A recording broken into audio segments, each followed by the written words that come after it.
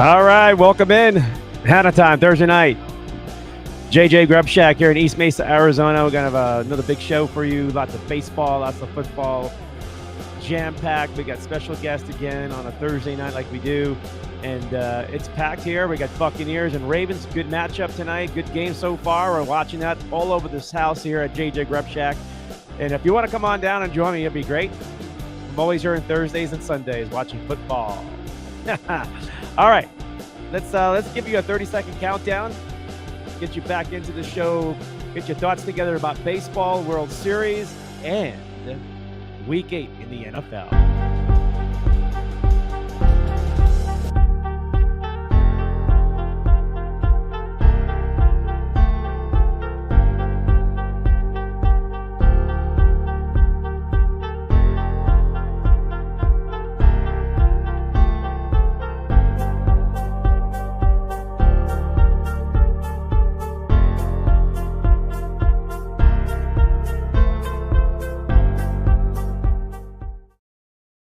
All right, welcome in. Hanna Time, Thursday night. Cornelius Brad, Hanna, your host, like we always do here at JJ Grub Shack here in East Mesa, Arizona.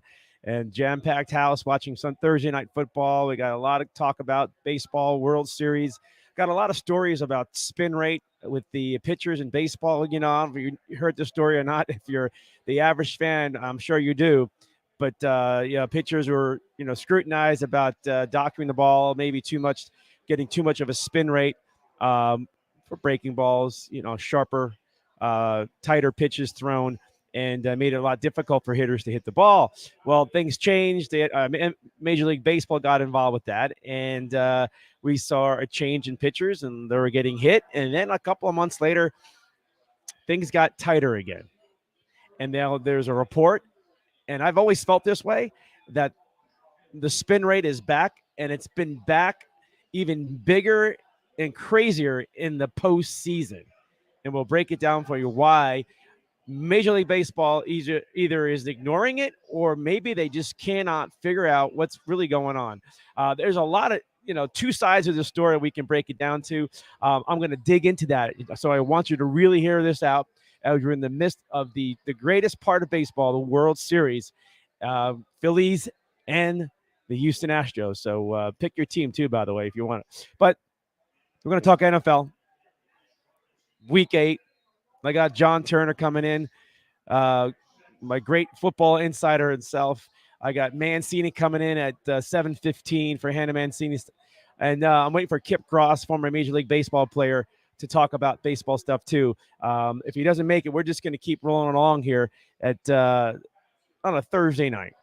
And let's pop in first and foremost this baseball story, and then we'll get into all the football. We'll catch you up and keep you updated on the 10-3 score. The Buccaneers looking better, looking good. The Bucs offense really moved the ball in the first two possessions. All that nonsense about Brady, it's a long football season, and maybe the Buccaneers, this may be their game if they can continue to show what they're doing on defense and offense, as they're really stifling and suffocating the Ravens, who have been very inconsistent for the most part of the year so far after 7 games of football.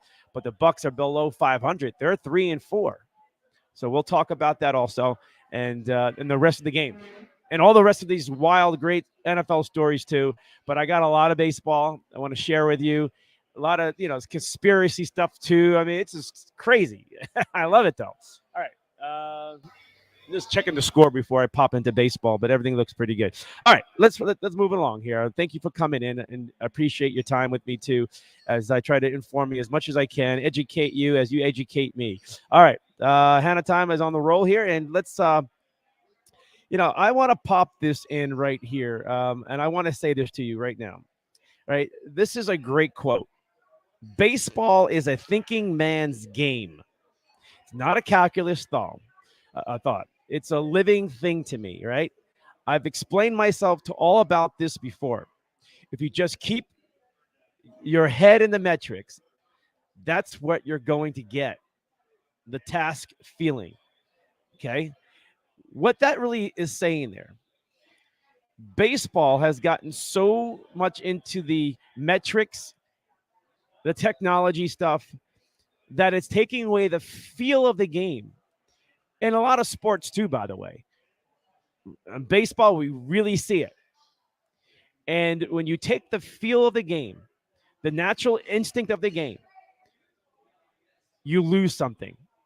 And baseball has been struggling to recapture some of the old glory days where it was just play ball. Now there's way too much thinking going on, too much analytics, and they're not.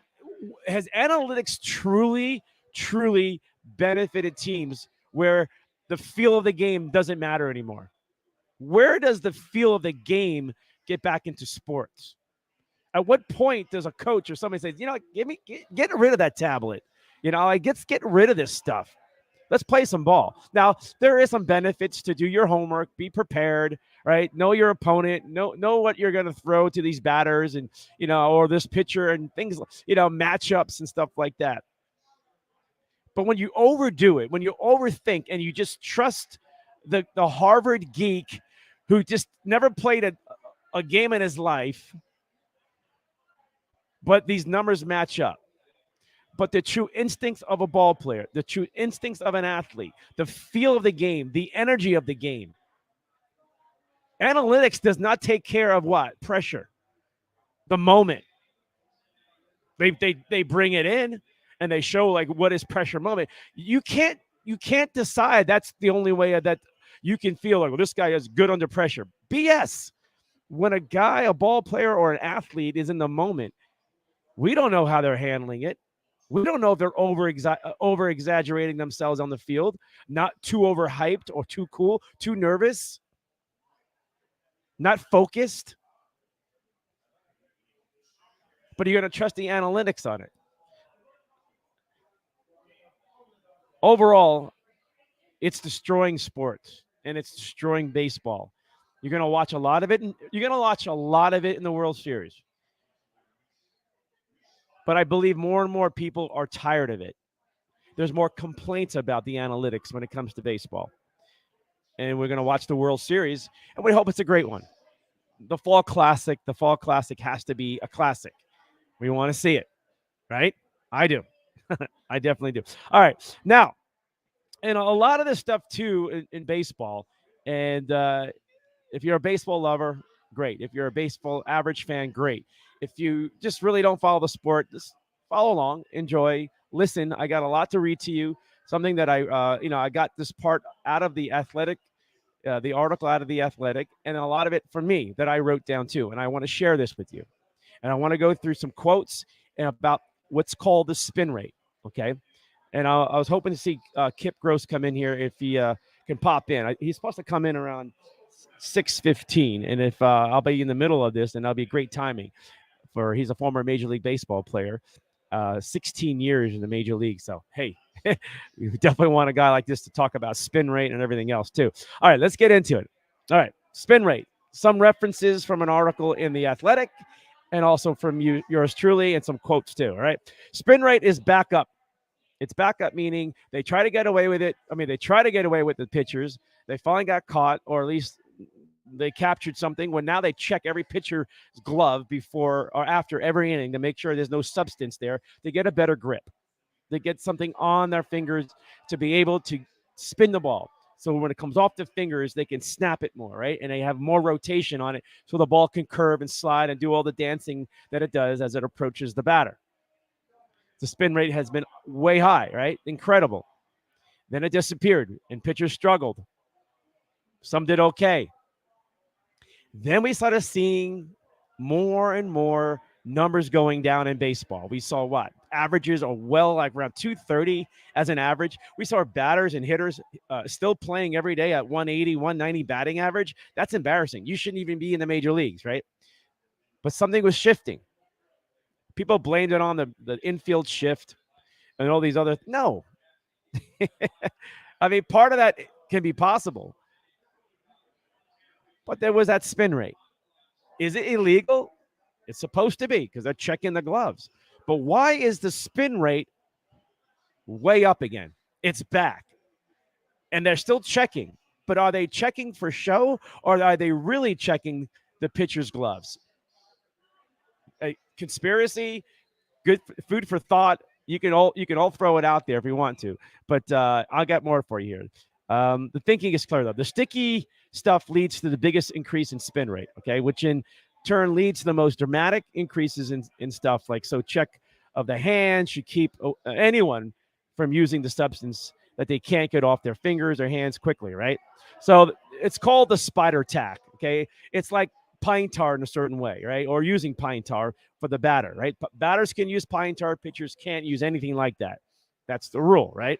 Which was developed to help, strong grip, you know, anything. All right. The world's strongest man competitions use it to get and grab and lift, right? All this sticky stuff. So pitchers like to use it. Okay. And the game of baseball is all about getting away what you can, right? Most sports. Okay. But they really try to get rid of all this sticky stuff for pitchers, and they're checking. Okay, you saw a lot of it over the past year, and it makes sense. But it looks like pitchers have found something though, something clear, something wipeable that gives them more of a boost than a sunscreen or rosin bag, because spin rate is back up in baseball, all right, to where it was before the enforcement that started all this stuff. The highest and the lowest points in league average spin rate is the spin rate tracking era are both on this graph. I'll read it to you. Okay, so it's not a trick, of a y-axis and things like that. It took a huge drop after the enforcement, and then it started to creep back up. The spin rate, pitchers. Okay, in the past levels, almost immediately adjusting for velocity, because velocity and spin are interrelated. Creates the same graph. Okay, so you see a pitch coming, it looks like a fastball, but the spin's tighter and the ball moves. It gets more moving on the fastball. Okay, this is a real effect though, and the pitchers had a huge advantage, and it looks like it's back. It's really obvious though. It says one hitting coach. This is a hitting coach in the major leagues. He says when they rattled off examples of pitchers who had to come to town recently and use some sort of substance, but pitchers aren't back to the extreme days of the spider track. You have to go through like 50 seasons, 51 pitcher seasons before you can get to this year's highest four-seam spin rate. I know it's a little technical and a little high there, but bear with this, okay? And then another 123 pitcher season before you can get this year's second highest spin rate. The very top spin rates have been eliminated, but the pitchers seem to find something that is almost as good. Okay. So they're saying that the spin rate is not quite where it was before, but there is something there, because batting coaches and other coaches and GMs around Major League Baseball are witnessing this and they see it. But what is Major League Baseball really doing? And are they trying? A league source confirmed this is something they are monitoring closely, but there is an obvious question that they have to debate as they consider the way forward. Talking Major League Baseball. What more can they do? Consider this breakdown, or perhaps the most detailed frisking of a pitcher in the modern memory. Okay. James Karinchak, has been accused of using something around his hair to gain some type of spin rate. Okay, he plays pitches for the Guardians. Okay, the umpire literally touches his grown hair, like his hair. They're feeling him up, right? Like you're going through the security check. Okay, and trying to find out if there's something there. We saw it in the playoffs, Padres and Mets. The Mets thought something was going on with Musgrove's ears or swollen. They had something red around it, right? They said it was like some hot sauce. Buck Showalter wanted to call it out. They didn't, no evidence or something, and game on. They still played on without any penalty or anything going on. But everybody is watching, and some coaches are now were stepping out during Major League Baseball games and even in the playoffs to check the pitchers. Will this happen in the World Series? Wow, what a controversy, what a debate this will be during the World. And does baseball really want that? But we have to wait and see. So, the umpire's checks are almost useless, is what one quote is from this general manager. Okay, useless because they're not really gaining or getting anything out of it, meaning they're still finding ways to spin the ball, the pitchers. So what are you checking for? They're not going to show up with the stuff that they had, the spider tack that they were using before. They're not going to have it. They know that you're looking for it. It's just like taking the urine test. There's another way of doing it, right? So, but the umpires' checks seem to be pretty thorough, though. Right? They look pretty hard. Or sometimes I see it on TV. It takes like a half a second, and they're like, "Okay, good." Like it's like the guy checking ID at the club, right? Just barely sees it. All right, you're right. All right, like I don't care. All right, but so is it useless what the umpires are doing, or is there do they got to do something else? Okay, because they're like touching, frisking the pitchers the best they can, their gloves, everything. One official for Major League Baseball said, I think they need to hire Major League Baseball officials to sit in the dugout or bullpen and do serious checks. Okay. Is that possible? Yes. I mean, the NFL, if you haven't seen the NFL and been on the sidelines, they got officials, NFL officials all over that sidelines. Not just watching some weird, cheating, Spygate stuff, but they're watching, the regulations and the restrictions and the non-restrictions of stuff that players and coaches, everything that's going on. They want this game to be as fair as possible. So there's a lot of eyes. There's eyes in the sky. Does baseball have eyes in the sky? Good question. They don't. It's just that umpire on the field. Another reason, though, this is something that I want to talk about, that maybe baseball hasn't really wanting to go hard on this, or maybe they are. All right, maybe they're trying really hard to make sure they take away the spin rate because they want more offense and the game needs to be more exciting. But then the spin rate comes in and there's no offense. But maybe they don't care. Maybe because they see that maybe salaries and contracts can be low. Think about this. If numbers are down statistically for ball players, how do they go into contracts, right? And negotiate? So is this Major League Baseball attempting to quiet down huge statistical numbers, with hitters that have been having, great years or, previous years, which helps owners when negotiating contracts? If the player's offensive numbers are down or below average, it helps the owner. I mean, you have to assume there's some leverage there, a lot of leverage. Lower the cost of paying the players. Baseball has dealt with major monster contracts. Think about this, right? Offensive hitters with huge, huge contracts. Right? Payday, Mike Trout, $400 million contract. Bryce Harper, $300 million contract. Tatis, $300 million contract. Mookie Betts, $300 million contract. Lindor of the Mets, $300 million contract. We got Stanton. We got Corey Seager, big, Machado, right? You got Arenado, $200 million contract. We got Rendon, right? Joey Votto, right? I'm just naming players in the top 25 salaries of all time, and these guys are still actively playing. So that is pushing the wallets of the current owners, right? Because everything in the last 20 years, the last 10 years, had just ballooned contracts in Major League Baseball. Okay? So out of the top 25 salaries all time in baseball, 19 are hitters, 6 are pitchers. Okay?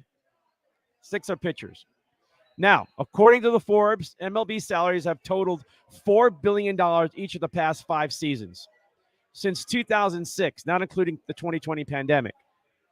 Now, I'll remind you, this year, Aaron Judge's contract, he's a free agent. There's rumors that he wants $400 million. There's somebody that he wanted $500 million, right? We don't know what's true. Can he get it? Will he get it? Are owners willing, or do the owners are in on it, saying we are not budging anymore? We got to clear this stuff out. We're getting killed. And because when one guy makes a lot of money, that elevates the guys below them. They prorate it, Well, you're not Mike Trout, but you did pretty good this year. So we think our guy deserves, $180 million, right? Everybody's making 180, right? $100 million. That's, how does baseball survive that? Or how do the owners profit? Because it is a business. Okay. And then you have Ohtani, who is a free agent after this next season. So he's a free agent after 2023. So there's at least 2 more big names out there that are looking for big pays. So now we're wondering about baseball, right? Now we're wondering about if baseball can withstand and hold off This is my thinking, that baseball does not want to worry about the spin rate. They threw their hands in it, made it happen, and then they closed their eyes, put the blindfold on, and they just said, "Hey, ah, this helps us." This is my belief, because the numbers are going way up in salaries, right? The average, we're talking baseball teams that are going to be spending, $300 million. You'll have like 8 teams having to do that, the big name teams, and the teams that don't want to spend on that. Where are they going to be? Do they want to spend it? Are they still going to stick with their $30-40 million, salary, team salary on their roster? You may get a huge difference, and you're never going to get the low income teams, and that or low market teams to compete with the bigger market teams. And now the parity just gets destroyed. So baseball owners know this. They want to stay competitive, right? They also want the other owners want to be competitive. At least we think they do. There's some teams I don't believe they really care about the competition, winning. It's all about the dollar. I hope, hey, we won. All right, well, that's not bad. It makes me more money because more people are coming in. But if we lose, we had a good year and everybody's still talking about us for next season. Like they got owners like that for baseball. All right. I don't know if Kip's gonna make it in here. If he doesn't, it's okay. I got John Turner coming in here momentarily. It's still 10-3 Buccaneers beating the Ravens. Tom Brady has looked pretty good. And right now the Ravens are trying to score and threaten a little bit, but we'll keep you going here. All right, let me pop this on the screen for you. All right, this is for baseball. Okay, now when you're talking about spin rate, okay, I updated this. Okay, if you can tell, I'm going to read it to you. These are the last 4 teams standing before the World Series: Yankees, Phillies, Padres, Astros. Okay, the Yankees struck out 50 times within the first 4 games. They got swept. The Phillies in 4 games, they won their series, but they struck out 44 times. The Padres struck out 45 times, and the Astros struck out 25 times. A big difference. Now, some people are going to say, oh, the Astros are just a contact, good-hitting team, and they don't strike out a whole lot. And when it comes to spin rate, they're able to put the ball in play more. Well, do you think they do? Now, you can have your own conspiracy, your own, or some people saying, are the Astros up to their own no good again? Or are the Astros using, because when you look at the Phillies and Padres series, there were some scoring runs in there. There were scoring runs. Like, it was a fun series to watch. Even though the Phillies took them out pretty early, but there was a lot of action. And then you had the Yankees and the Astros series. It was a dud, even though it was a sweep, but it was like low scoring pitch battles. Like, both these teams were using, some type of substance with that spin rate, looked like, right? Now, if you look at the Astros, 25, they struck out 25 times against the Yankees in 4 games. In 1 game, they struck out 11. That was Jarrett Cole, who's known to strike out guys. And he's also tied into the fact that he was possibly tied in with all that spider tack substance that other pitchers are using, and that's why he was doing so well. And now maybe he's using it again. And maybe that's why the Astros, didn't hit the ball. The Astros, if you're thinking about the World Series, when they beat the Yankees, it was just home runs, folks. They had a couple of timely hits, a double or a single here and there, but nothing. It was all home runs. And when you think about them against Seattle, it took home runs again. Alvarez, and it took, the extra inning game stuff. So where are the Astros? And are the Astros also struggling with this? I am very curious what's going to go on with the Phillies against the Astros in the World Series, because the Phillies look like they're going to hit everything. And if their bats go quiet, like Seattle's bats went quiet, like the Yankees' bats went quiet, are we having red flags about the Astros again? Just food for thought. All right. I'll get that off the screen there. All right. I appreciate your time with me here at Hanna Time at JJ's Grub Shack in East Mesa, Arizona. And Thursday night football going on. All right. I got something else for you.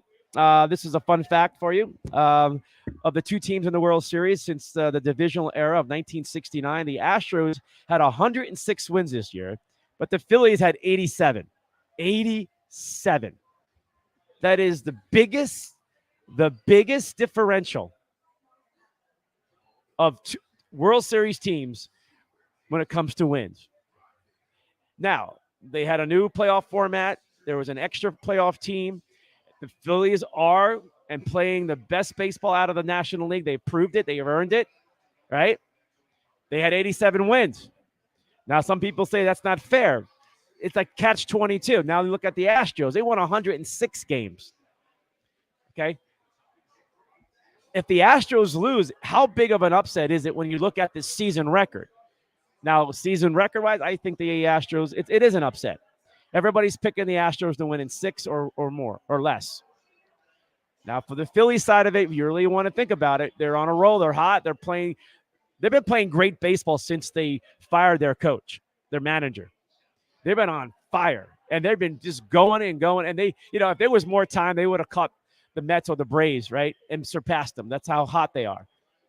So are the Braves playing better than the Astros? We're going to find this out. We got to find out what is for real. Some people think the Astros are just going to end this Phillies, Cinderella story kind of thing. They're not a Cinderella story. They're not. They got gamers on that team. So I'm excited.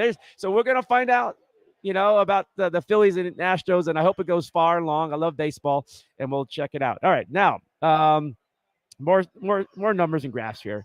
Dusty Baker.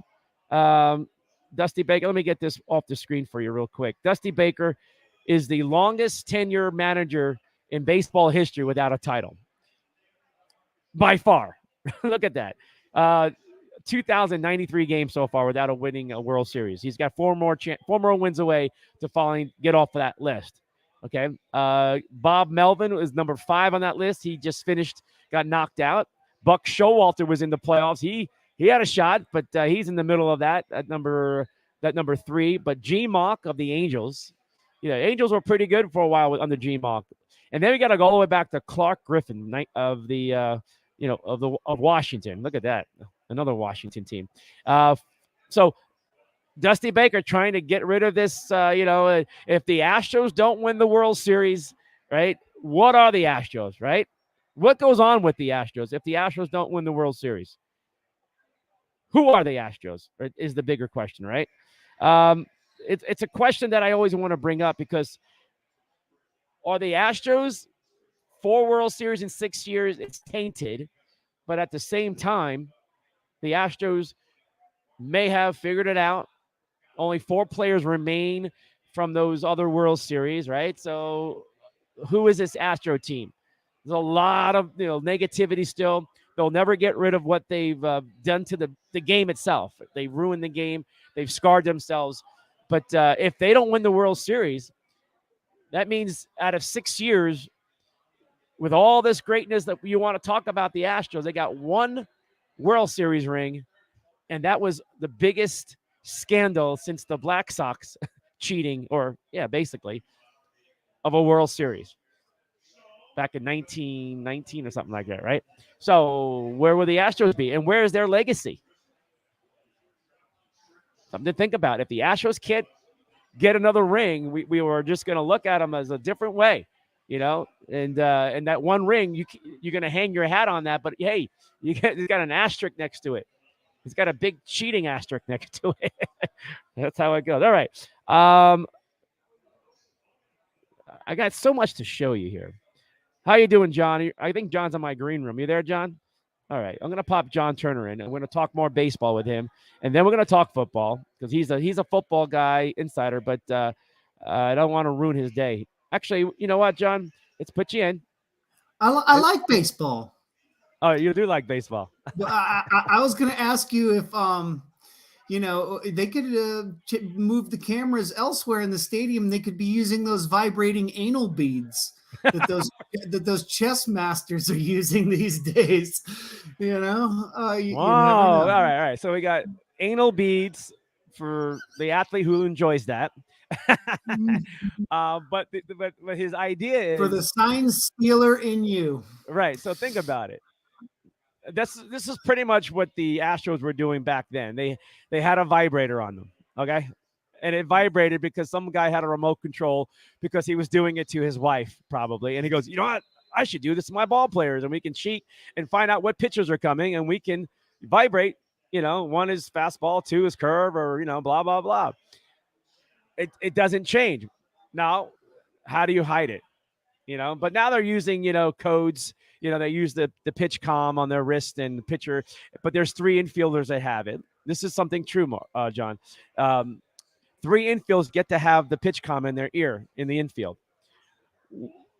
Is there pitch comms in the helmet when they're batting? I've been watching the fielders that have the pitch com and watching how they hit during the game, and I can't get the numbers right, but I'm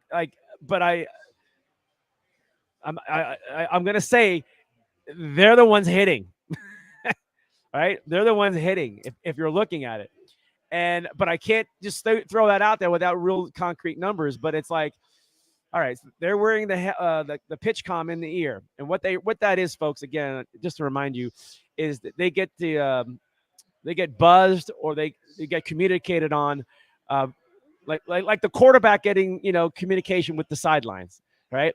And they all get to hear it. So now it's not even buzzing. Now it's like curveball. They're just telling you it. So now they come into the dugout and they're the ones legally having to have that. But what stops a team to putting that in a helmet? You're right. Now we got all the spin rate going on. It's back, and we saw teams struggling to hit the ball, and any advantage you can get to get a hit is part of the game.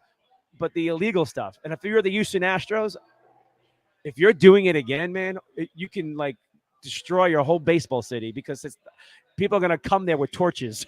It's like they're going to burn down your city because you're going back to what you've done before, cheating. And then you're going to say everybody's doing it, and they probably are in some way. But you can't do it because you already got a mark on you. All right, your thoughts on this so far? Well, my thoughts is that speaking of Washington, Frank Robinson was here in Washington, and he had Bryce Harper, and he had Anthony Rendon, and he had some pretty good pitchers, and he still didn't win. Right. So I don't think that Frank Robinson is the type of guy that would install a program that would go out there and get an edge. He strikes me as one of those traditionalist type managers, and was one of those type players. So I think he's one of those old school unwritten rule type guys. So I think they're in pretty good hands, but you never know. I mean, there could be something going on outside of his knowledge or control. I haven't really seen anything with the numbers, not that I've bothered to look, associating infielders hitting a little better. I know Bryce Harper is hitting everything, and he plays outfield. So, but I think he's naturally a very, very, very great hitter. So, right. Hey, 4 out of 6 years up there, knocking on the door.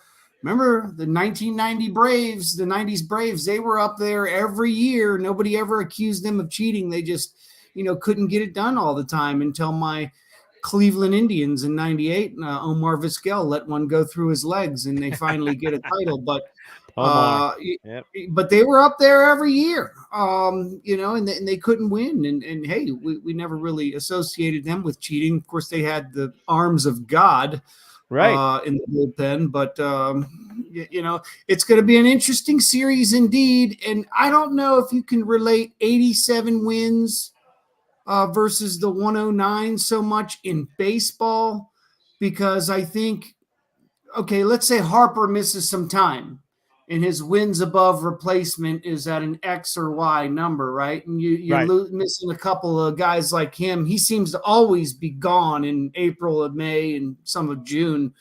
He's never playing during that time of year. He's always recovering from something, recovering from a new beard trim or something. but so he's gone. Like Mike Jarvis used to say, harvesting your nuts. You lose a lot of early games on in the season. They start to pile up. And at the end of the year, you've only won 87, but you're a really, really, really good team right now. But, but baseball wants to eliminate the sticky stuff, right? The batters have they have their pine tar. Pitchers are not allowed to have it, right? But in a sport where unwritten rules like baseball, there have always been slight differences between what's the rule book and what's happened on the field. Baseball made a big push to eliminate steroids from the game, or did they? I don't know. But steroids produce players that look different, broke, hollowed numbers, right? Now pitchers were doing it with that sticky stuff, and some people don't care. It's like, I'll do whatever you got. It just, but when it comes to the raw athlete, man on man, we still want the game to be pure of all sports. That's the beauty of athletic competition is just to be who is athletically better, and that you're not getting in an advantage, right? But everybody's going to try. So the sticky stuff is in that same category when it comes to pitchers and using that for that spin rate. So the sport is trying to change, the play on the field, increase balls in play more. They're moving back the, you're no more going to shift next season. In baseball now it's going to have more holes. You're going to get that little dribbler through the hole. It's all different, and more contact hitters are going to be needed instead of launching it. Or you go with the guys with the higher exit velocity off the bat, because nobody's going to be able to catch that ball through the hole. It's just going to exit through fast, those ground balls, those liners, and things like that. So it's going to be interesting how baseball is trying to manipulate. I was trying to tap into the fact that maybe the owners want the spin rate because it's going to lower contracts and salaries, because they're getting destroyed, and they got two more big ones coming with Ohtani and now a Judge, and it's just going to escalate everybody else at the bottom, right? I mean, that's kind of how it works. So, but overall, it's reducing the strikeouts and the strikeout rate. People are getting tired and bored of it, and it's not fun for the game. Baseball is meant to have. If you strike a guy out, it should be exciting. And it still has that little pulse to it, but it's not. It's like, oh no, it's part of the game. It's like ho hum. It was supposed to be a major dagger, right? Like the home run was supposed to be a major dagger, but that's all we get. It's home runs and strikeouts. Well, now next year, baseball is shifting and getting away from it, and at least trying to. The dynamic of the game, we'll see how it plays out and how teams structure their rosters and things like that. But it's amazing, and baseball is trying to fix its game and correct things so much. And also, I mentioned NFL football. They have eyes in the sky. They got NFL officials all around that sidelines, and baseball just has the umpire, the guys on the field. There's nobody else making the ruling, or the guy in New York on the instant replay stuff. But there's no eye in the sky. There's no other things looking. There's no, like you said, the remote control guy. Who's walking the stadium? Do we have like it's hard. That can happen in any stadium. See, football, you have sidelines. Baseball, there's nobody on the field other than the coaches and players, right? So it's a different dynamic when it comes to it. But it doesn't change the way you can cheat, though. And I think it's hilarious that it could be, anal beads that vibrate, because nobody's going to check your butt, right? So your last thoughts on baseball, and then we'll move on. I think I have all my baseball stuff out of the way. Well, okay, you can move the infielders around. There was even talk about moving the mound back a couple of feet, to take some of the velocity off the pitch. But they decided not to go that route. The batters are still going to have to make contact with the ball. In order to get a base hit, you actually have to hit the ball. A lot of times these balls go out into the stands. Okay, but if they make it into the field of play, they have an opportunity to get to a base. But these pitchers are coming in throwing 90, 95 plus. And the moment that drops down into the 80s, well, you're out of there. In comes the next guy that can throw 90 plus. So, I mean, you actually have to physically make contact bat to ball. Another thing with the cheating with the pitchers, they're checking these balls now, or at least they were checking them really aggressively. What, a year ago, 2 years ago? Mm-hmm. I don't know if they've kind of stopped doing that so often. They're just checking the gloves. That's all they're doing, John. And checking the gloves. They're looking for Bardol, Crisco, Vagisil, everything that Harris was putting on them, jalapeno up the nose. But it seems like certain pitches are now gone anyway. Like there's like 0 pitchers that use the knuckleball now. There are very few that use, certain splitters and cutters. But you know why though, John? Because the way they're swinging at the plate. They have a whole new technique where swing for the fences, hard contact. Don't worry about it. It'll find its way. And if you miss, you miss because a strikeout is an out. But as you know, you put the ball in play, your percentages go up for something good to happen, an error, or it finds its way through the hole, a blooper, things like that. So pitchers, they can just throw their heat and then throw those couple of breaking balls, and with that spin rate, that's, they're recaptured the spin rate. You really don't have a shot.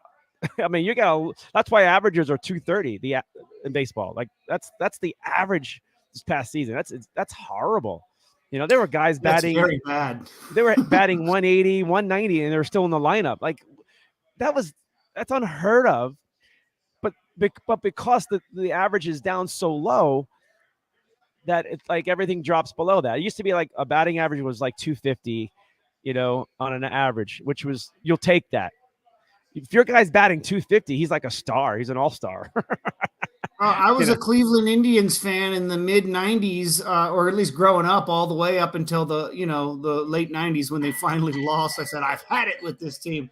But if you were batting under 265 on that roster, you weren't going to last there very long at all. You know what I mean? Or 270, But here's one thing I think that would bring excitement. Have you seen that Venezuelan kid? He's like 19 or 20 years old, and he can throw heat with both arms. He can switch. I saw it on social media. Okay, this guy is phenomenal. He's striking out everything and everyone. And luckily in the league he plays, he's like in a high A or low A league or something like that. They allow you to switch like every pitch. So he might give you one from the right hand at 0-0 count, go 0-1, turn around and throw lefty. You get a fastball right, curveball left, cutter right, you're done. Right. So if more pitchers could just figure out how to be ambidextrous, then they wouldn't have anything to fear. You can change all the rules you want. Just pitch better. You're right. Now, I got a lot of people making comments about this. Let's go back to the top of my list. I got to say hi to Audra, Karen, Verna. Dave Hoffman, baseball is an art, not science or math. Always been. I was talking about the feel of the game and the metrics earlier. Mariana Shaban. Hey, Mariana. How you doing? George Zick says, I think a player that wants to play for the love of the game. I don't see that anymore. Jeff Brown in the house. Dave Hoffman comes back, cracks me up, banging on the trash cans, defeated technology. True, cheating. John Simonelli. Hey, Johnny. He says, Aaron Judge is staying in New York. Made him an offer he couldn't refuse. He's talking mafia style. Yeah. Ernie Salinas. Dave Hoffman says, Dave is really on this. He's loving his baseball. So I'll give him a lot of airtime here. When every batter is trying to hit a home run, strikeouts, will go up. Phillies fired Girardi. Thompson turned the team around. Yeah, great story there. Gene Mauch managed the Phillies also. Yeah, Gene Mauch, great manager, just couldn't, maybe his era of managing was up against some great dynasty type of teams or great teams. That's a tough one there for Gene Mauch. John Tasso, Stephen Bergang in the house, Steve Ofter in the house, John Wren in the house. I appreciate it, guys. Thanks for popping in. Keep listening. We're talking baseball, and then we're going to shift into football. But, the World Series on tap and everything else going on. I wanted to show you one more thing here. Okay. I'm going to save this part. John, for Mancini at 7:15. I think he'll like this because he loves his Padres, and I was gonna talk Pod, but check this out, guys. If you want to know about gambling, if you want to know what's going on in our economy, if you want to know what's going on, read this. Our faces are covered, which is probably a good thing. But folks, Nevada Sportsbook won a net $70.7 million in September. I know it's football season. It's the second most lucrative month ever for the state. The only other time was 2021, last year. What is going on, right? Now, my belief, our economic times are hard. Okay, the sports books won $51.7 million on football and NCAA college stuff. It was in September. People are gambling. Now, My 2 cents is people are struggling and they're looking for a quick win, quick cash. Like they need help. And a lot of times people who have less money in their pocket tend to gamble more because they're looking for that one lucky moment, right? And whatever it is. I just think it correlates. I don't know if you agree with this at all, man, but I think it correlates with our gambling numbers are correlating with society and economics. Sports again has an impact and showing some measurement of what's going on in our world, especially here in the United States. And I just wanted to throw that in there because to me it's real. And I know a lot of people who just struggle in my lifetime. They just want to gamble. I go, why are you gambling? I don't gamble. Why are you gambling? John, the reason why I don't gamble is because I made a bet. I took the Steelers and Jerome Bettis over the Cardinals one year, and I was given 5. Sounds like a good bet. All right, I given 5. It was in Arizona. It went to overtime. Jerome Bettis scores a winning touchdown. They win by 6. I can't find my ticket. And I'm like, even when I win, I can't win. So that was it. I was like, I'm done. I think nowadays gambling has become now every team has like a gambling company sponsoring them in one way or another. So like for instance, on my phone, I have the Major League Baseball app and it's got the Washington Nationals logo on there because that's my favorite team, right? Yeah. And now when I go open into the app and all that, and I'm looking, let's see the top 30 prospects for the Nationals. Let's see how they're looking and if anybody moved up or down or whatever. There's this little thing somewhere on top or bottom. Right. I can make a bet. I can make a bet now. The Nationals are partnering with Caesars or MGM or something. And if I click here, they'll match my first bet up to a certain amount, or I'll get a bonus of $250 just by placing one bet, and I think that even the older crowd, like my grandfather, very old school guy, he's a guy that's still, he knows what your phone number is because he'll flip through his Rolodex. Right. And he'll go, oh, there's Brad Hanna's number right there. Let me give him a call, and he'll punch in your 7 numbers and call you. But see, even guys like him, he's kicking 85's door down now, and he's now got a smartphone, and he even has finally figured out, now that the state of Maryland has come around, he does not have to drive all the way to New Jersey to make a sports bet. He can just go on his little smartphone and make it. So it's just become so much easier. When you're watching the games, you're seeing the commercials for gambling apps. Different companies are advertising them. They're getting the stars to help advertise. You know what I mean? So not only are more states joining on and allowing it, it used to just be Vegas or Native American reservation or, bet Jamaica or something. You know what I mean? Those were like the 3 things. Yeah, man. Or if Take you your knew money a here. hacker in Canada, maybe you could get it done. But then, now all the states are starting to come around. There's a certain few that will never come around, like Utah and stuff like that. Well, sorry. That's probably why the NFL will never go to Salt Lake, right? Because they don't allow gambling. They don't. But anyway, I think that's it's a sign of that time as well. You're right about the financial struggles. We all want to retire and not have to worry about things that wealthy people never seem to have to worry about, right? We all want a boat, an extra RV, and a 3rd or 4th or 5th castle, like Nicolas Cage, an island, unlimited Michael Jordan shoes. But anyway, so in order to get these things, you're going to have to strike gold, right? You're not going to get enough raises in your lifetime to get all the things that you really want. And if you want them, you're going to have to trip over that briefcase full of $100 bills or win big, on a big long shot underdog of some kind. So, John, there's one more thing about gambling and NFL games and college football, but especially NFL games.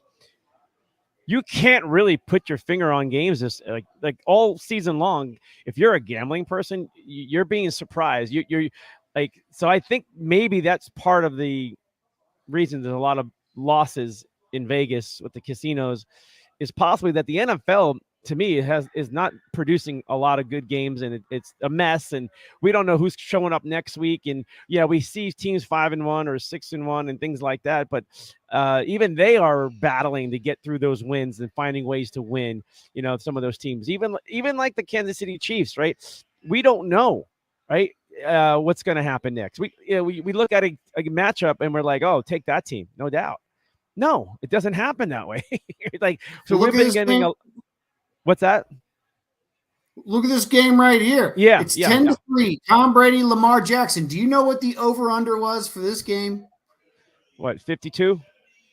Well, 46 and a half. Oh, but they've got 13. Okay. 13. If you bet the over and now they're sitting at 13, you're already loading your shotgun. You are. Okay. Right now. If you took the over, Vegas is right now going, because every game is under. And people are probably thinking like we're back from 2 years ago or a year ago where everybody's scoring 30, 40 points. And some people say, oh, it's coming back. And I tell people, no, it's not. The bubbles burst. There's no more bubble screens. And like they're still going to throw it, but teams know how to play that. Like they know how to play your offense. They all got used to it. They all drafted properly. And it's a struggle. And until teams get away from that and stretch the field and open up their offense, yeah, you can still bubble here and there. I mean, there's been bubble plays for decades in football. It's just not like concentrated, like every play is a bubble play, right? And that's the part that people are tired also in football is that all these offenses are like, for whatever reason, they all wanted to get on board. And I think it's over because defenses have caught up and it's easier to defend. And that's why we're seeing a lot of these low scoring games now. And I still believe it's going to happen. Until another offensive scheme comes up, and then it changes again. So you got to get physical. You got to get physical again. Micah Parsons, who can run whatever he runs, a 40 in, or safeties like who is it Hufanga? Yep. Yeah, he's really good. Okay, well he's faster than Speedy Gonzalez, and he can jump all over the place. So you can't run certain things when you got guys like that on the field. They're going to catch you and they're going to kill you. I think it's also ruining careers. This offense, the system. I think. I mean, I look at Ben Roethlisberger, and because I watched what was going on, I thought this guy was done, and he hung around for a couple of more years. And it was horrible at times, right? It's still like embarrassing in Pittsburgh what's going on. But then I saw a few things from 2 years ago, and I saw it last year because I went to a couple of games in LA, and one of them was a Chargers-Steelers game, and that was I think it was a Sunday night game. I don't know if you remember it. And it was like Ben, I can just see him. He said, "Screw you, Matt Canada. I'm running the offense." And he just it was schoolyard. It was a feel of the game. It was like exactly what you want athletes to be like. And that's where you get the best.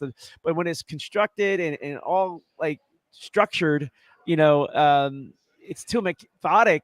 It's easy when it's methodic. You can strategize easily against a methodic offense, right? Oh, but we got 35 of these plays, and this one play we can run it 6 different ways. Well, guess what? They're not really doing much with it. It's like, oh, you're just going to throw to that guy. Well, guess what? I got 8 guys. I got a deep safety, and we'll just go over the middle more. Well, you just said it. There's guys who are faster now. They're covering the green field more, and it's a big cloud around the offensive line, like the line of scrimmage. It's a big cloud. I mean, so, I can get 4 yards out of this. I'm seeing more tip ball and more distraction at the line of scrimmage.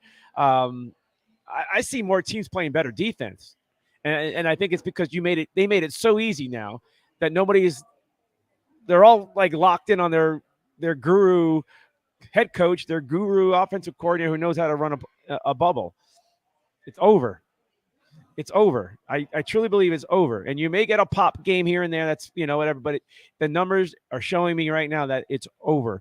And here's something else. I think it ruined Matt Ryan's career. Okay. Where's Matt Ryan here? I got it right here. Matt Ryan. Breaking. Right? Done. Poor guy. But I don't think he knows. I don't think he likes the bubble up. I think he's not designed for that kind of a system. Right? I don't think he's been able to do it. Now, somebody threw something out here earlier today that said since he was 28-3 winning the Super Bowl, then blew it, it's been 28 months and 3 days the day he was told he's not starting anymore. I don't know if that's true, but I got to look that up. Yeah, that sounds like one of those calculated memes, if you ask Right, me. right, right. But I believe guys like him and these other quarterbacks are being squeezed out because they can't. They're not, I mean, you would think they're good quarterbacks and they have a way, but it's not the offense they've been running, and now they're being shifted into something, and it's hard. I think it's struggling with Tom Brady and Aaron Rodgers, and it's hard. It's very hard. That's why teams like Baltimore can succeed because they've already been physical already. They've already been playing the line of scrimmage. What's coming, and they've been succeeding at it. Okay. But they're even getting caught up. People are catching up or caught up to that Raven offense also. But quarterbacks, I mean, I feel bad for guys like, even Justin Herbert is having, they love this guy, but his numbers aren't like, well, he's thrown so many yards. I'm like, but look at his completion rate and look at his this and look at that. Right. Give me a quarterback in the NFL right now that is blowing you away. Literally, like Geno Smith was leading the NFL. What was it, 2 weeks ago? A week ago when I was talking about him leading the league in completion rate and quarterback rating. When that happens, something is wrong with the game itself. That Geno Smith, at one point was leading the NFL in some of these statistics that everybody was glorifying. The quarterback rating, the percentage of completion rate, and it was all over those numbers, right? But now Geno shows up. Right? Are we loving Geno? Nobody's still loving it. Almost like, but that's a wake up. It's a wake up. Now, Geno, give him credit. He's managing the game. He's probably a little bit better. I'm not going to take away from Geno's success. But overall, I think it's ruining quarterbacks because they're just managing this little offense. And veteran quarterbacks like Brady, that's why Brady and Bruce Arians didn't get along. Aaron Rodgers, turmoil right there. Matt Ryan, I'm surprised because he's got his old coach there. Or no, I thought he has a good coach there in Frank Reich. Right, Frank Reich. I thought that would work out. Not quite. That's why I went back to the Big Ben because I literally saw Ben just like take it over himself. Like he was like doing it his way, and that was big to show me that something is definitely systematically, like watching here in Arizona with the Cardinals. I think Kyler Murray is tired of it. Kyler Murray wants to throw deep. He likes to get the ball downfield. He looks for it, but it's hard for him when too much pressure, right? It's got too many bodies around the line of scrimmage, and he's small, so it's hard for him, and then he's limited at that point. So, but I think Kyler really wants to open up the offense, and I don't know if his coach wants to. That's why we had an argument last week. You watching that game? They said it was because of the time, the game clock or the play clock, but that's also because the play wasn't coming in on a 2-point conversion, right? It's almost like the feel of the game, be ready, be prepared, but allow the athletes, guys like Staubach and Bradshaw, they call their own plays and they won Super Bowls. I don't know if Joe Montana, I think he did eventually call his own plays, but he was a system guy under the Bill Walsh system. So your thoughts on this? I know we got a lot of time here coming in here with Mancini, but I still got this guy on the screen. Let's get him off the screen. How about this guy right here? You think he's happy in Green Bay? A-Rod, the immunized.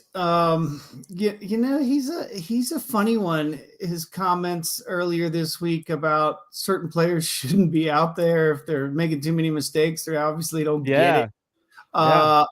And he was, of course, attacked for those comments. And he said, look, I talked about this with these players. And then his coach came out and said the truth hurts. So the coach agrees with him. And then he says that he's already said these same things to those same guys. And he's like, it's not like I told you which guys I'm talking about. So you guys can just wonder who I'm talking about. Just watch the film.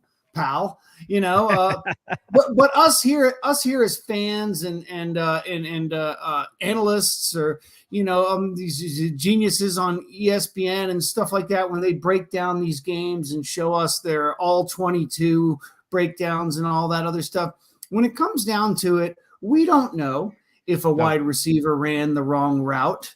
We don't know if he was supposed to go out 10 steps and turn around, or go out 7 and turn around. There's a big difference in a game of inches. So if these guys are making mistakes like that over and over and over again, and it's throwing off the rhythm and timing of the play, that, oh, by the way, Aaron Rodgers is pretty good at performing, I got to side with the quarterback, as nutty as he is with his holistic medications and his exotic, crazy women that drive race cars and all this other stuff. He's got a lot of stuff with him, UFO sightings. But when it comes down to it, he's a pretty good football player. And I think at the ripe old age of 38, he's earned that right to call people out. Tom Brady does it all the time. He takes it out on laptops and yells at people on the sidelines and yells. And I'm okay with that too. I'm okay with that. Yeah, you're still being a leader, and they earned that right too. They won, and they've been successful at it too.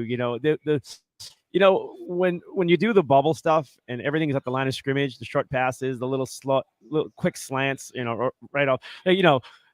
Ball's hiked, catch the ball, the quarterback in the shotgun, and he turns and throws like right away. Sometimes you're not even looking, like you just anticipate it's going to be right. Defenses are jumping the gun now. There's like. And also that's physical. They can bump there within 5 yards. So they're all going off route, and the timing is off, right? And then the guy gets off the line of scrimmage, and it's like there's more body. It's cloudy, and then hey, it's the NFL. This big boys, 6'4" or 5 guys coming after you to sack your butt and knock you around, and it's like you got to move fast. And if your offensive line is and your offensive line may be good, but it has no shot because they're not afraid in the NFL. These defenses to take chances now because they know they have the second level defense right behind them because everybody is within that range of 10 yards, and it's realistic, folks. We used to have numbers that we always talk about is plus 20 plays, and there's not a lot of the numbers are down for plus 20 plays in the NFL. That's because nobody's trying, or they can't get there, or it's too much pressure on the quarterback, but they're all designed short. And so when you talk about guys timing and everything else, I think it's because everybody's so close to each other that getting off the line of scrimmage is not as easy as it used to be, and it does throw it off. And they're a little bit more physical at the line of scrimmage. These cornerbacks and things like that. I mean, we're looking at 10-3, right? Yeah, and the Ravens are still trying to score another touchdown, but. People say, oh, these Thursday night games are horrible. No, these are some of the games on Sundays too. Okay. And there is a reason for it. Okay. There is a big reason. I told you why. Defenses have caught up to all the offenses, and now we're watching the shift happen. And if you're not going to build your defense and you build your offensive line, right, and all those little the old school way of football, you may be struggling because the play action in football is not effective anymore. You got to get under center and do the play action, right? That little shotgun play action is nobody even cares. It's like they don't even look at it. It wasn't even a threat, right?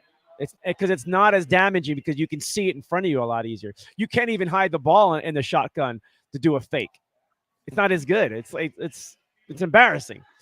And they even try to fake you with the fake handoff in the shotgun. It's like, really? Did you?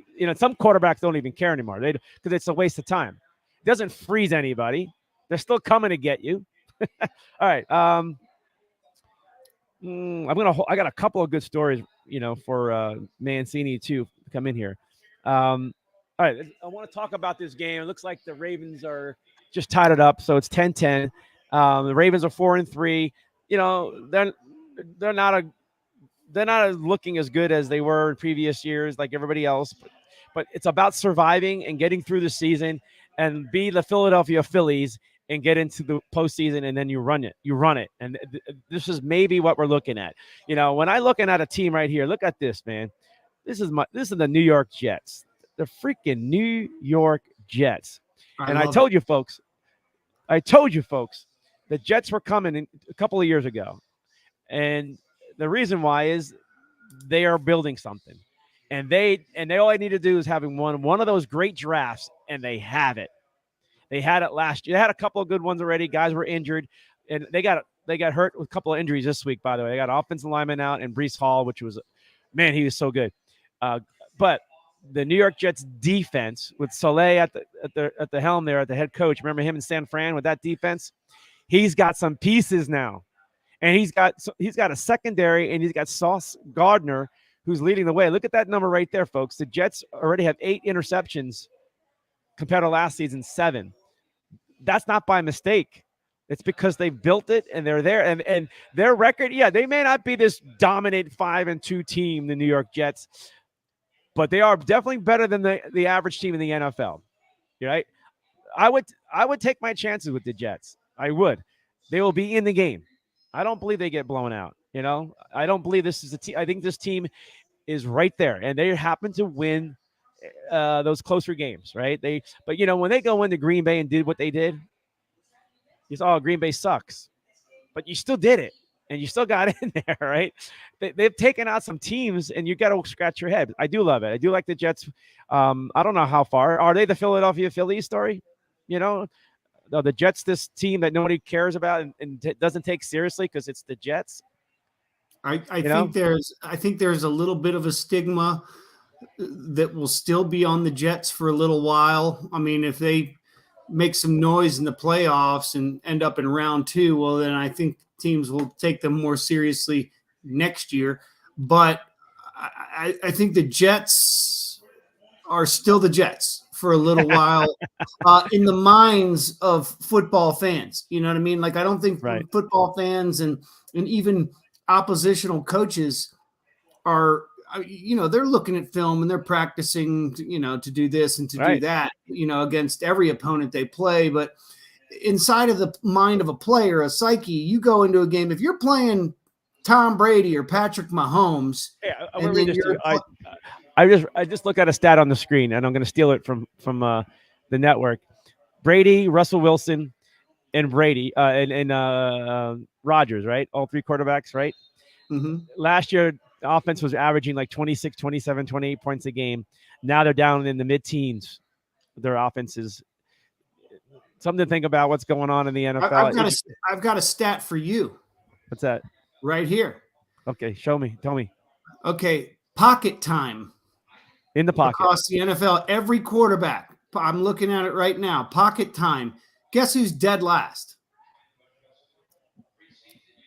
A man named Brady, Tom Brady, 2.1 seconds. They're having problems with that offensive line. They lost a lot of guys, and for what I can see tonight, they're simplifying that offense for Tom, and they're trying to run the ball more on the Ravens. Maybe the Ravens aren't a good run defense, but they're trying to simplify it tonight and get and it's been effective. They just can't put points on the board.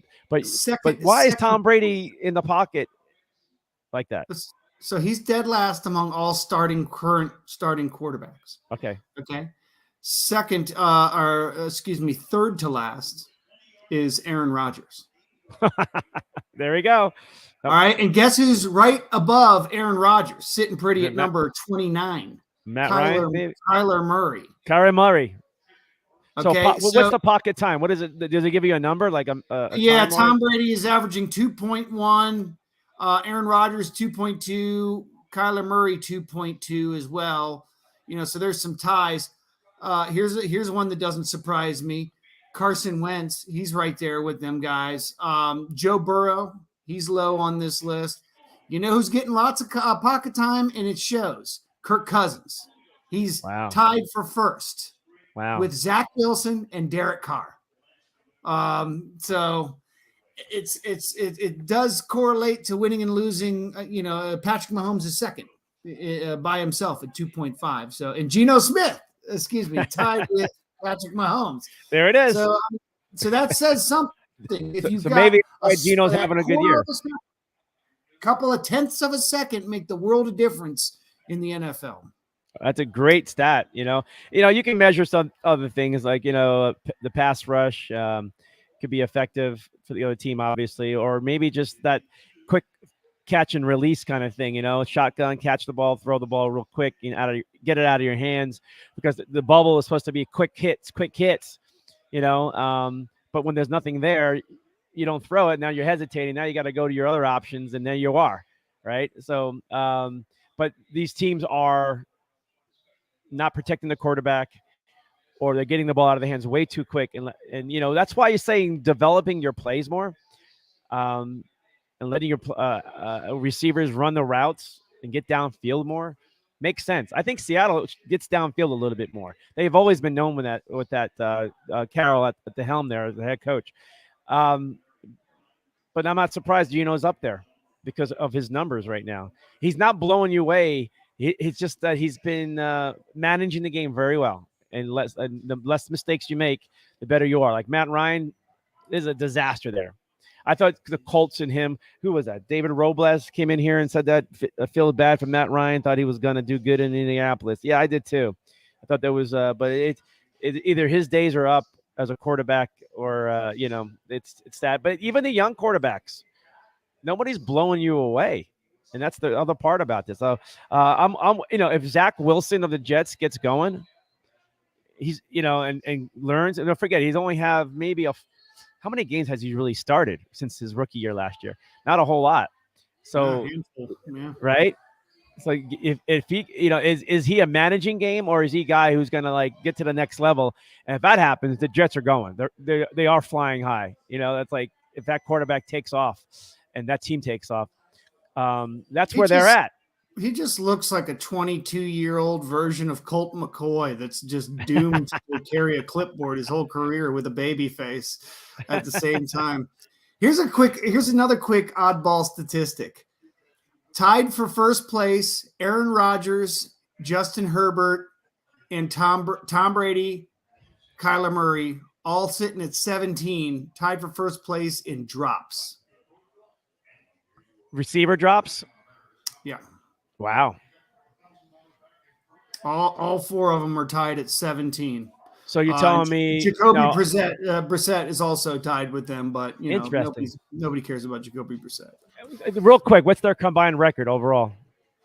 Well, Aaron Rodgers is 3-4, and touchdown Tommy I think is also 3-4. 3-4, right? Cardinals are 3-4. Cardinals are 3-4, and then Herbert, I think they're 3-4, or 2-5. So they got 12 wins so far out of was it 16? No, yeah, they're 12-16. Yeah, that makes sense. 500. You know what I mean? You guys, they're below 500. Yeah. So guys catch the ball. Maybe they're better record. But the Cardinals get Hopkins back. That can maybe help Kyler out a little bit. I know there was some receivers hurt for Tom, and that may help. He lost his tight end. That doesn't help him either. I don't. With what's going on in Green Bay, obviously he lost Adams, and he's not happy with his receivers. That makes sense, and maybe that's why Aaron is calling people out. Well, look at this. The on-target percentage for Aaron Rodgers is number 1 in the league at 81.7. He's throwing the most on-target balls. Tom Brady's number 3. So, I mean, it's not them. You know what I mean? It's really, it can't be all them, and just, they're getting old, they're terrible, they're losing, retire. Wow. It's that's great stuff, man. Because I'm hearing all the negativity around Aaron Rodgers.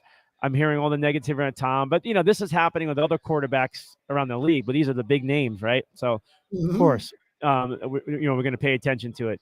Of course, we are. But it's happening all over the place. So great stuff there, because now I got a better feel. And I haven't really been hard on Tom, and I haven't been hard on Rodgers. I haven't been hard on a lot of quarterbacks. I mean, I've been hard on Kyler Murray, but I eased up on it when I really started believing that the coach.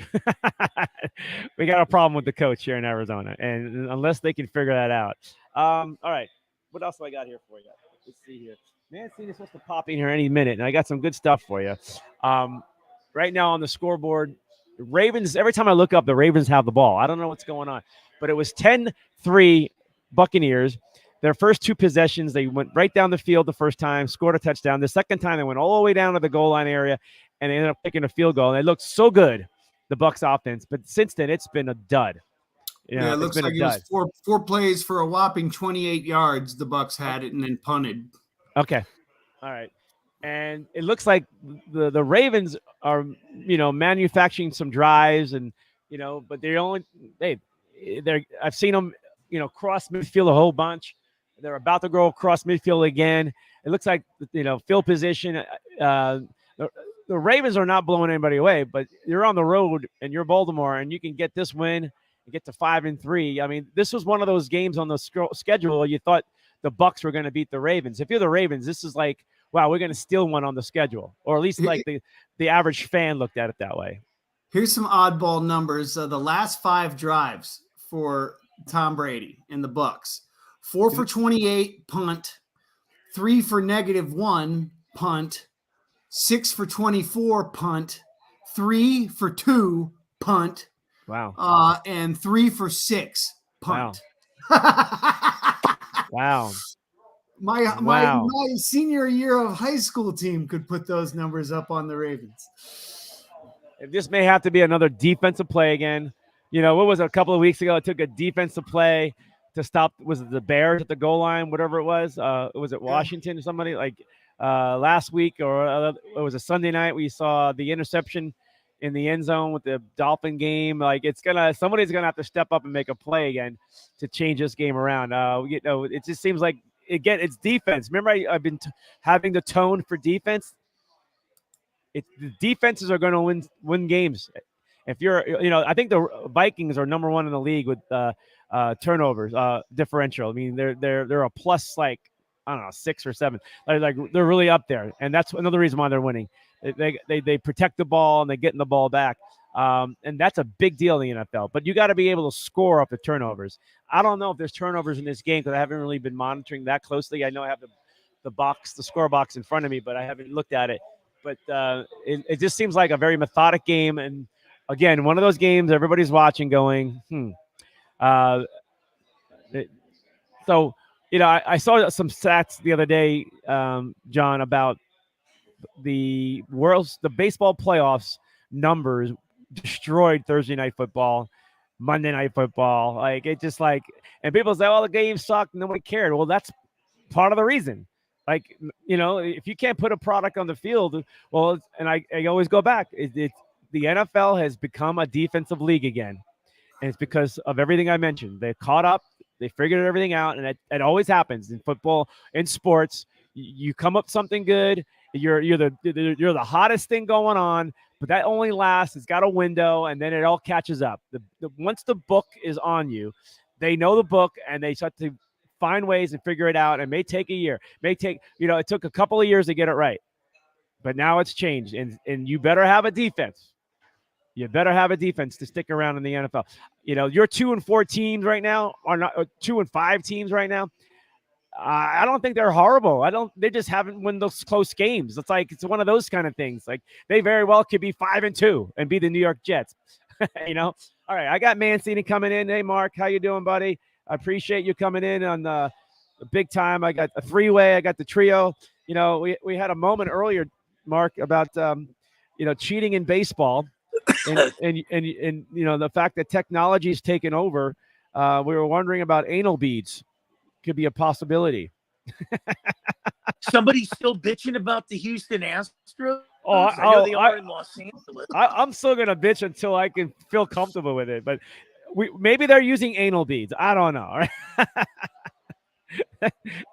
Well, let's break it down. It's 6 straight American League Championship Series, 4 of the last 6 World Series.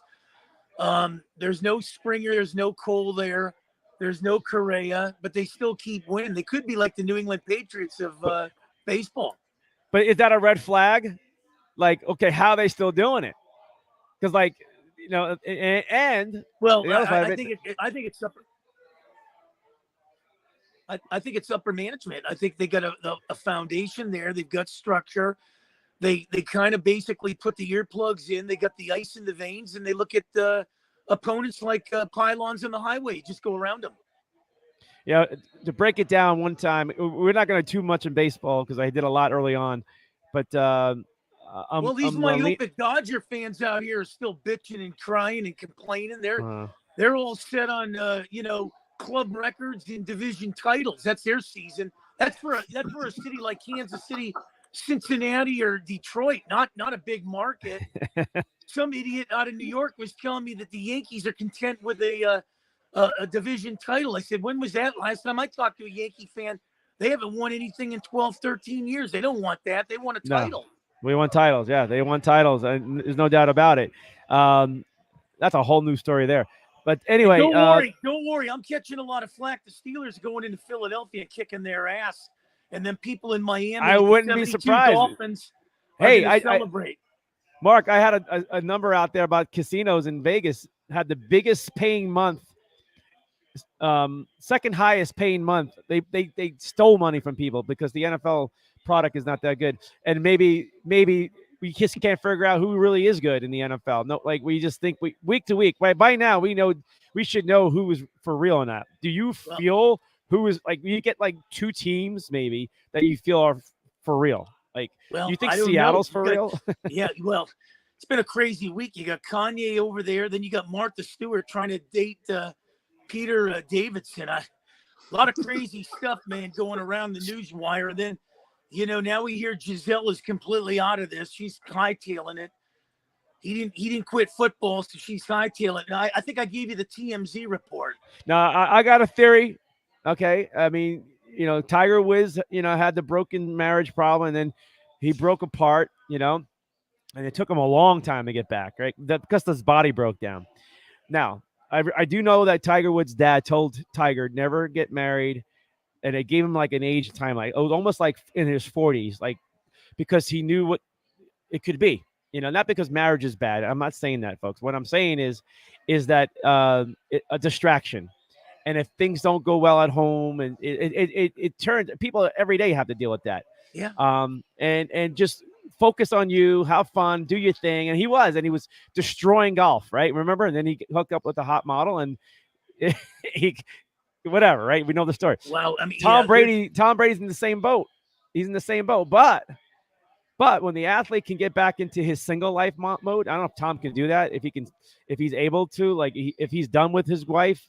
Or does he still love her? Who knows? But if Tom can find that switch, and it is what it is. Like he may get back in the groove. There's a mojo, right? There's that slump buster moment where I like him, man. I like him. I mean, I really do. But these last couple of weeks, he's looked like he's been on a hunger strike. He's been dropping weight, man. What the hell's going on? Is there any food in Tampa? I might have to check it out, John. Well, I think a lot of the produce got hit hard by that storm, man. I think Ian took all the fruit with him, man. There's no food down there in Florida. What the hell's going on, man? I got some friends down there. I got to find out. He doesn't eat fruit, meat, and vegetables anyway. Doesn't he eat like compacted, condensed air from bottled up and sent back from Mars or something like that? It's like I feel bad. I felt like I was watching something at 4 a.m. Where you send a quarter to feed some people in other countries. I mean, I said to myself, "What's going on here, man?" All right, I got something for you, Mark, in the LA area. USC. Did you see this? Former USC teammate of Reggie Bush and Matt Leinart. I'm going to pop it on the screen for you. Okay. Lindell White. Remember Lindell White? Yeah, running back. Said he found a duffel bag filled with $150,000 cash when he was at USC. He walked in his room. There was all this cash. And he said, I didn't report it. I don't know how it got there, he says. Oh, does he know how it got there? I mean, USC was all corrupt back then. And I don't even, I don't know. This is an amazing story. But, they come out now. I thought Lindell was a great running back. I thought he would have a great career at Tennessee as a Titan. And he had a couple of good years, but he got hurt and things didn't turn away. But, man, you're a college dude and there's a boatload of money on your bed stacked. I mean, Jesus, and that's USC for you, man. Well, I mean, there's only one or two ways you can really look at it. Either it was a gift from a booster, one, or they're setting them up for something, and that's one or two things. But I'm glad to see these guys are getting paid. If you're going to pay it in a duffel bag, or you're going to pay it like it is now, and Ed O'Bannon shed some light on that. I like it because these guys need to get paid if they're going to put you on the map. And ever since Johnny Manziel put Texas A&M on the map, you're right. And they're selling his jersey, and they're making money off of his name that he can't even make a dime off of. And if you take the guy to Sonic Burger or something, then the whole school goes on probation for 2 years. That's a joke in itself. Nobody says anything when the athletic director and the coach are making big money. But how about the player that's putting the ball in the end zone and racking up wins to get you guys a national title? That's a good point. All right, so Mark, does Matt Canada get fired from Pittsburgh?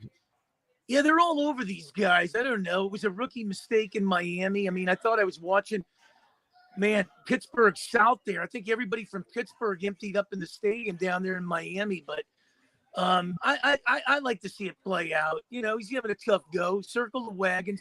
You can tell a lot about people through adversity. What Mike Tomlin needs to do is, basically circle the wagons. Part of it's his fault. He succumbed to this media hostility out there and basically started, Pickett. Should have let Trubinsky handle the reins till he got injured, and then you put Pickett in. But I think they'll do real good. There not many people giving him a chance. I might be the only guy in Pittsburgh that's giving him a chance to go into Philly and knock the Liberty Bell into damn Delaware. I agree. All right, so are you a big Mike Tyson fan, guys? You like Mike? You remember the? Okay. I've met him and talked to him a couple times. Okay, and he loves smoking weed, right? He's got his own farm and everything, right? Okay. All right, so he was recently at a sporting event. I don't know if you can see it on your screen. I'm going to pop it on. It's video. He is high as a kite. He can't even open his eyes. Look, I don't know. Mike's. I like Mike. I do. Here, watch.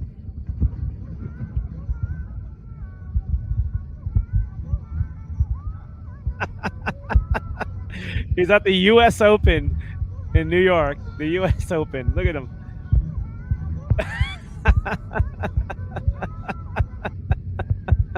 Come on, Mike. Oh, poor guy. Poor guy. Go ahead. Get rid of the beard or use what's that? That stuff you doll up the beard where it colors your beard, man, colors your hair. Man, you got to do something, man. The guy looks like Ben Franklin. He's starting to look like the writer of that book, The Old Man in the Sea. Remember that guy? Give him, you know what? Just give him glasses and let him run down Pennsylvania Avenue in Philadelphia.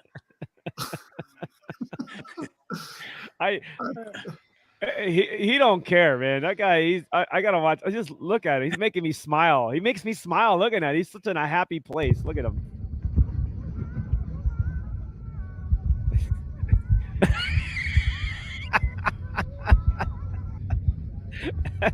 Oh my God, he's so happy. He's so happy. He's living his best life. Hey, I got a quick joke for you. What if that bag that Lendale White found, what if that was just a down payment from Lori Loughlin? Ah. Wow. I don't know. It could be Martha Stewart's money, and Peter Davidson was supposed to pick it up, but he missed the boat on it. Oh my goodness. Did you hear about that, didn't you? She said she wouldn't mind dating him. She's like 81, man. The dude's 20-something. It's for love. It's for love. Oh, yeah. Hey, how about the Kim Kardashian dating the lead singer from Metallica? You see that one? Yeah.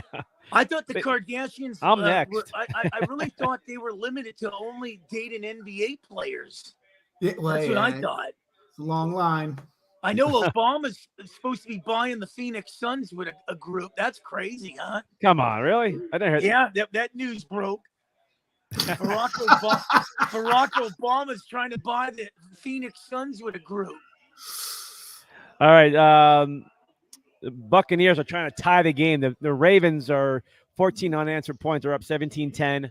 and Bucks are threatening. Are they kicking? No, they're threatening. Yeah, they're real close to the end zone. So see. All right, so I'm in Vegas right last weekend, and I went to go get gas, and so I drove into Vegas, and this green yellow place. It looked like one of those places where it's got to be the cheapest gas in town. It just had that look, but it's green and yellow. So I get out and I go into the store and I look up and I got this huge figure. Look at this. Jose Canseco gas station. Wow. Were Wow. they selling It- steroids? I, it's like a convenience store, gas station, car wash. I went in there and it's all Jose everywhere stuff.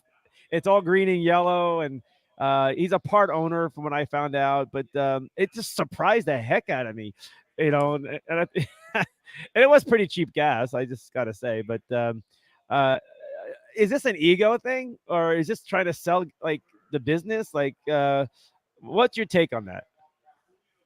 Well, did he make money on his book?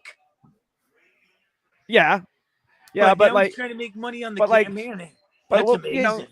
there's a lot of guys that own businesses but don't have their photo and posters and everywhere and their name all over the building, and it just makes me wonder, Jose. It's funny because I did a podcast with his brother Ozzy. Ozzy's a trip, man. He's a great guy. Ozzy? Out there, he lives in Florida. Ozzy Canseco. Remember Ozzy? Oh, Yes, yeah. I do. I do. Oh yeah. Oh yeah. Yeah. I'm just watching Tom Brady take off out of the pocket. Well, Oh, you know what? boy. While you're watching that game, the Ravens, they could be easily 6-0. They've lost Miami, the Giants, and Buffalo all beat them in the last 10 seconds. Oof. Now They're they're tough. sitting there at 3-3, man. And on the other qualm of things here, the Giants, man. Let me tell you something, guys. These Giants, man, people aren't giving them credit, but they're winning the close games. And if they beat Seattle, their next two games are Houston and Detroit at home. They could easily be 9-1 heading into Thanksgiving to play Dallas. Oh, that's a fun one. Yeah. They struggle with Dallas for some reason, but you're right. It's But amazing John and what I like the Redskins. We don't give a crap about anybody in the NFC East. Hey, Washington could win 5 in a row coming up here. Do not be surprised. Yeah. No, you're Why right. is that? What's their schedule like? I'm gonna look at it. It's pretty favorable. By the way, I was going to ask you, when you go into Jose's gas station, so can you get an autographed picture of the Bash Bros and an autographed DVD of his daughter, sponsored by Bang Bros? Can you do that? So you can get the I Bash didn't Bros, look. Bang Bros combo. Well, I no, didn't look. you might get something signed by Madonna. Wasn't he dating Madonna? Oh yeah, that's right. He was like he got sloppy seconds behind Sean Penn, didn't he? Yeah. It looked like a Jose museum in there. Like, it had your Snicker bars and things like that, but it looked like, I should have went further in the back. It was a big well, store. that's where Tony La Russa was sucking down some Modelo's, man. I should have looked. Maybe it had Jose Canseco slot machines. It's Vegas. Right. I didn't look. I didn't go further in. I just maybe it had a little porno section. Hey man, she posed for Playboy just like mommy. Yeah. No, you're right. Don't be surprised. There's got to be an OnlyFans out there. I'm not a big subscriber myself, but Dave Stewart was part of that, man. All that whole team back then. Stewart, Henderson. Oh God. Hey, Lee. Hey, go ahead, Mark. Mark, you love your Padres. I want you to look at this. How do the Padres? Aaron Judge is going to be in San Diego next year. I'm covering John's face, but apologize, John. But notable Padres free agents. That's a load of talent that could be gone for the Padres. And maybe you're right. You have Will Myers, Josh Bell, Mania, the pitcher, Profar had a big series. Nick Martinez is in there. You got Clevenger, the pitcher. You have is it Surges there and Brandon Jury. Not like major big names, but pieces that really benefited them down the stretch. Well, the two guys For the Padres. inside sources tell me are gone is Clevenger and Manea. Those two guys are gone. I think they're going to do whatever it takes to get, Martinez and Profar and maybe a Drury. I'd like to see him bring back a Bell, but the two guys that are definitely out of there is Manea and Clevenger. They got to shore up that pitching. Club control with Soto 2 more years. Machado, they'll have Tatis Jr. back. They're going to get Aaron Judge, and people think I'm crazy, but Aaron Judge is going to either go to the Giants or he's going to the Padres. Maybe. I mean, you don't know how it all plays out. I know the Yankees will make a big pitch and make sure he doesn't get too far, but who's willing to spend? Dodger fans going to win 120 games and get bounced out again in October, and then they're going to tell us they won 5 more or 9 more games next year. But here's the take. Aaron Judge will fit better in San Diego with that stadium at home, because it's like right field is easy for Judge to hit. Oh, yeah. He goes to San Fran. He's not doing what he's doing anymore. That's a hard place to hit a home run. If he goes to LA, you got the same problem with the dimensions there, right? Judge will still hit him out, but San Diego, for his offensive numbers, fits him better, just like it does for him in Yankee Stadium or like in Baltimore. I don't think Baltimore makes a big pitch for it because they're in a different direction with their young talent. But you never know. I mean, Baltimore might say, "Hey, what? We can get Judge. We got a lot of these low contracts with these young players who are not big dollars," and then Baltimore can say, "Hey, we'll take in the division now. We got Aaron Judge. We're going to take the division, right?" Because Tampa's not doing it. They're barely spending $20 million a year. No, I think San Diego is going to be the front runner in this. There's been a little talk, that they were going to get him. They got Josh Hader under contract too, so I think they got to just shore up, get some better pitch in there. Maybe Ross Stripling type of guy that eats up innings, somebody like that. But Manea's gone and Clevenger's gone. They haven't done nothing. Their ERAs were torched. They both blew those games. I like Drury. He had a kind of a hard time fitting there in San Diego, but they got to do something. They've got the bullpen. They just got to shore up that starting pitching, and they got the bats. And now with Tatis Jr. coming back, that's almost like picking up a free agent. All right. You guys want to talk weeks 8? It's hard to predict because the NFL is unpredictable right now, and I think it's going to be like that for a while. Forget the World Series is tomorrow night, Philly at Houston, and I'm rooting for Philly. Yeah, I like their demeanor. I like their 87 wins and winning it all mentality. But NFL wise, let's go right to it. Okay, so we got this game tonight, 17-13. Baltimore's winning, fourth quarter, 12 minutes to go on a Thursday night. We got Denver at Jacksonville. Not too exciting. Both teams 2-5, but whoever wins is still kind of like hanging around because 3-5 is still pretty good where the NFL is going, but 2-6 will be hard. We got Carolina at Atlanta. Again, nothing exciting, but if Atlanta wins, they're 4-4. And if Carolina happens to win, this is a team that everybody was like throwing up on. Like it was hard, but they could be 3-5 and snooping around. And then you got the Bears off that win against Dallas. Short week. And short week, right? Keep an eye on that one. They got Miami and Detroit. And I don't know if Miami is for real because they beat a Steeler team that basically killed themselves that night, dropping interceptions and Detroit, fun team to watch, but and then Cardinals at Vikings. Okay. This is Vikings an interesting game. You like that one?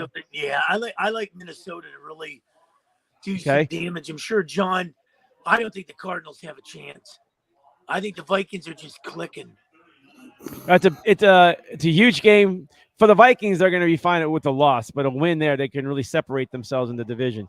And then you have Raiders at Saints, right? Raiders are only 2-4. They had a bye week, so they can actually make some wave here with the big win in New Orleans. Then you have New England at the Jets. Okay, the Jets have always been they've always been losing to New England. This is that time where the Jets can finally say, We're moving past you guys. We're gonna go 6-2. You're gonna go 3-5. Bye. Then you got Pittsburgh at Philly, and you're calling the upset for Pittsburgh to beat Philly. It may be on the writing on the wall for that one. Maybe you're right. Tennessee at Houston. That's a yawner. I don't know how Tennessee's 4-2. I just haven't felt it yet, but they're 4-2. And then you have Washington at Indianapolis. Basically the same records. If you're forced to have a choice between rolling around with the wife or the girlfriend for another 5 times or watching Tennessee and Houston, roll around with the wife or the girlfriend.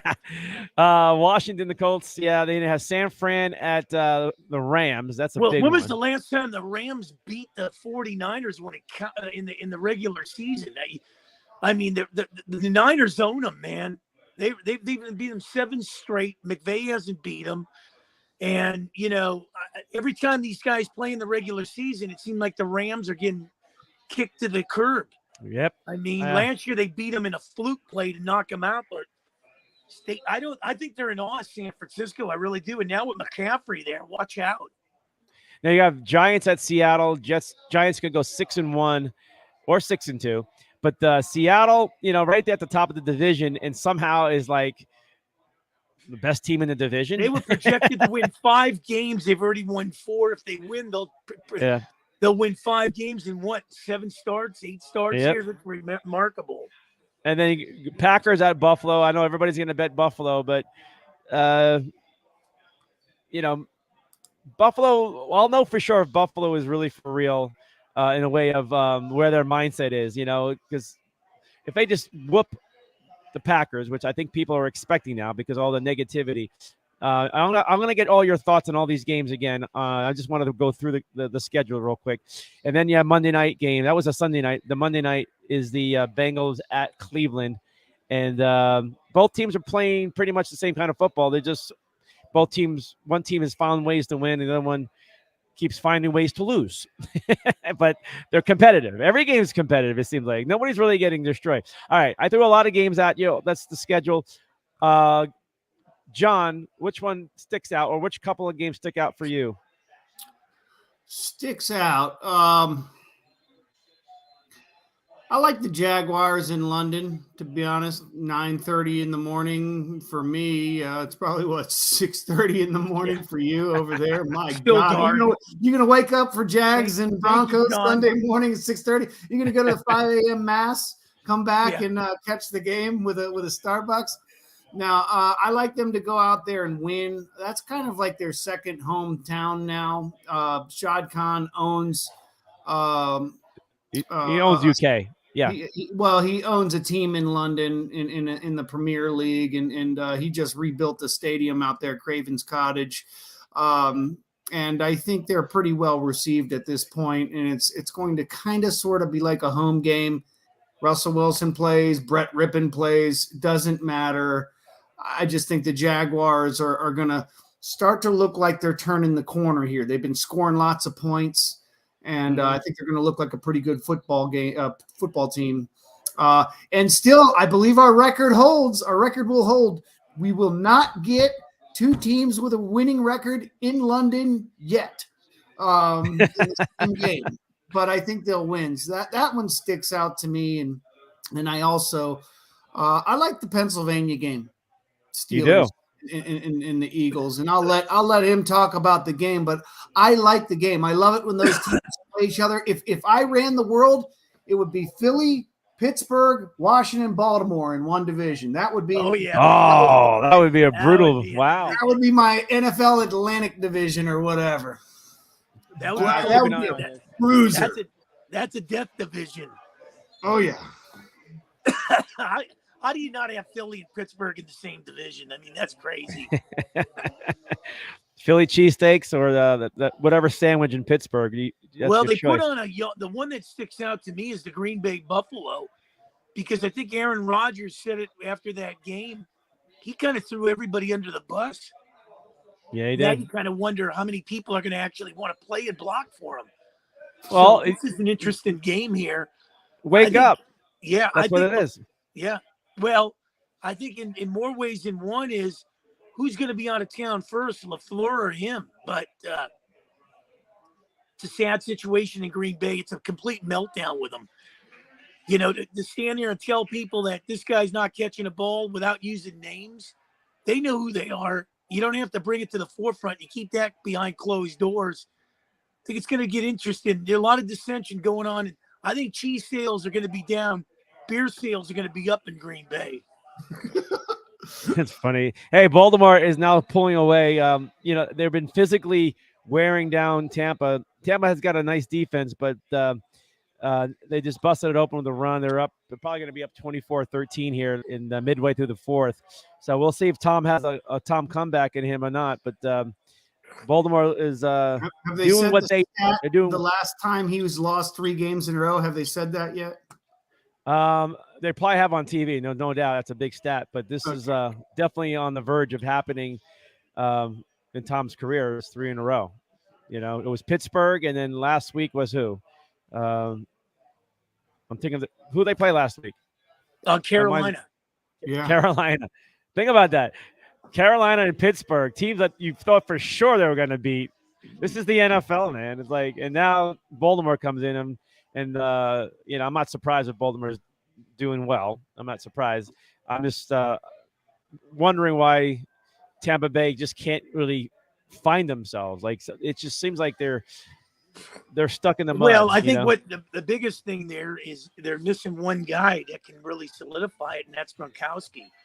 He can pass block. He can. And they also lost the other tight end, Brait. Yeah. I remember that. So the 2 of their tight ends are gone. You know, and I don't know. Maybe Evans is trying to have golf lessons as the games are going. So I don't know what's going on there, but you know, they just got to seem to circle the wagons here and put these losses behind them.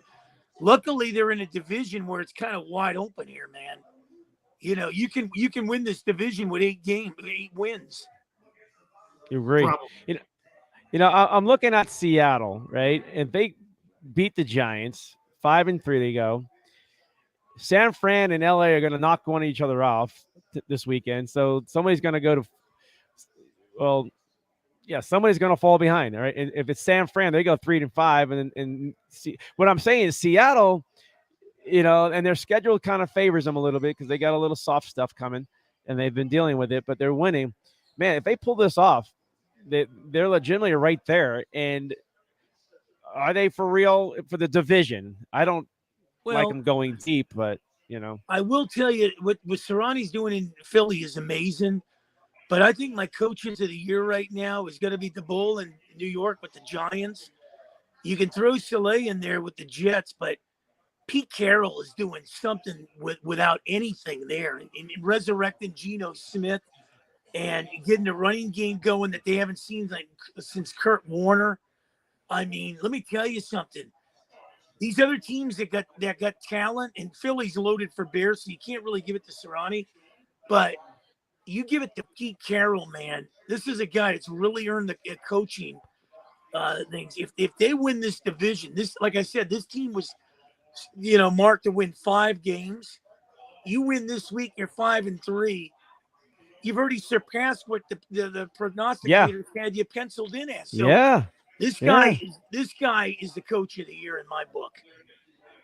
And then if you know, I don't think the Cardinals can beat Minnesota, but I don't know what's the dynamic of the Hopkins factor after another game, and you know, and if the Cardinals are a different team. So I'm like waiting on these Cardinals of who are they with D-Hop in there and that offense that, you know, we saw the other night, but that was a lot of defensive touchdowns. And then, you know, that game was still close, even with those defensive touchdowns that they won last Thursday night, that is. But they have a long layoff.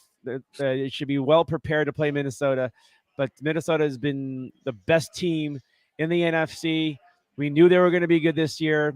You know, when they got Jordan Hicks, free agent, the guy is a tackler.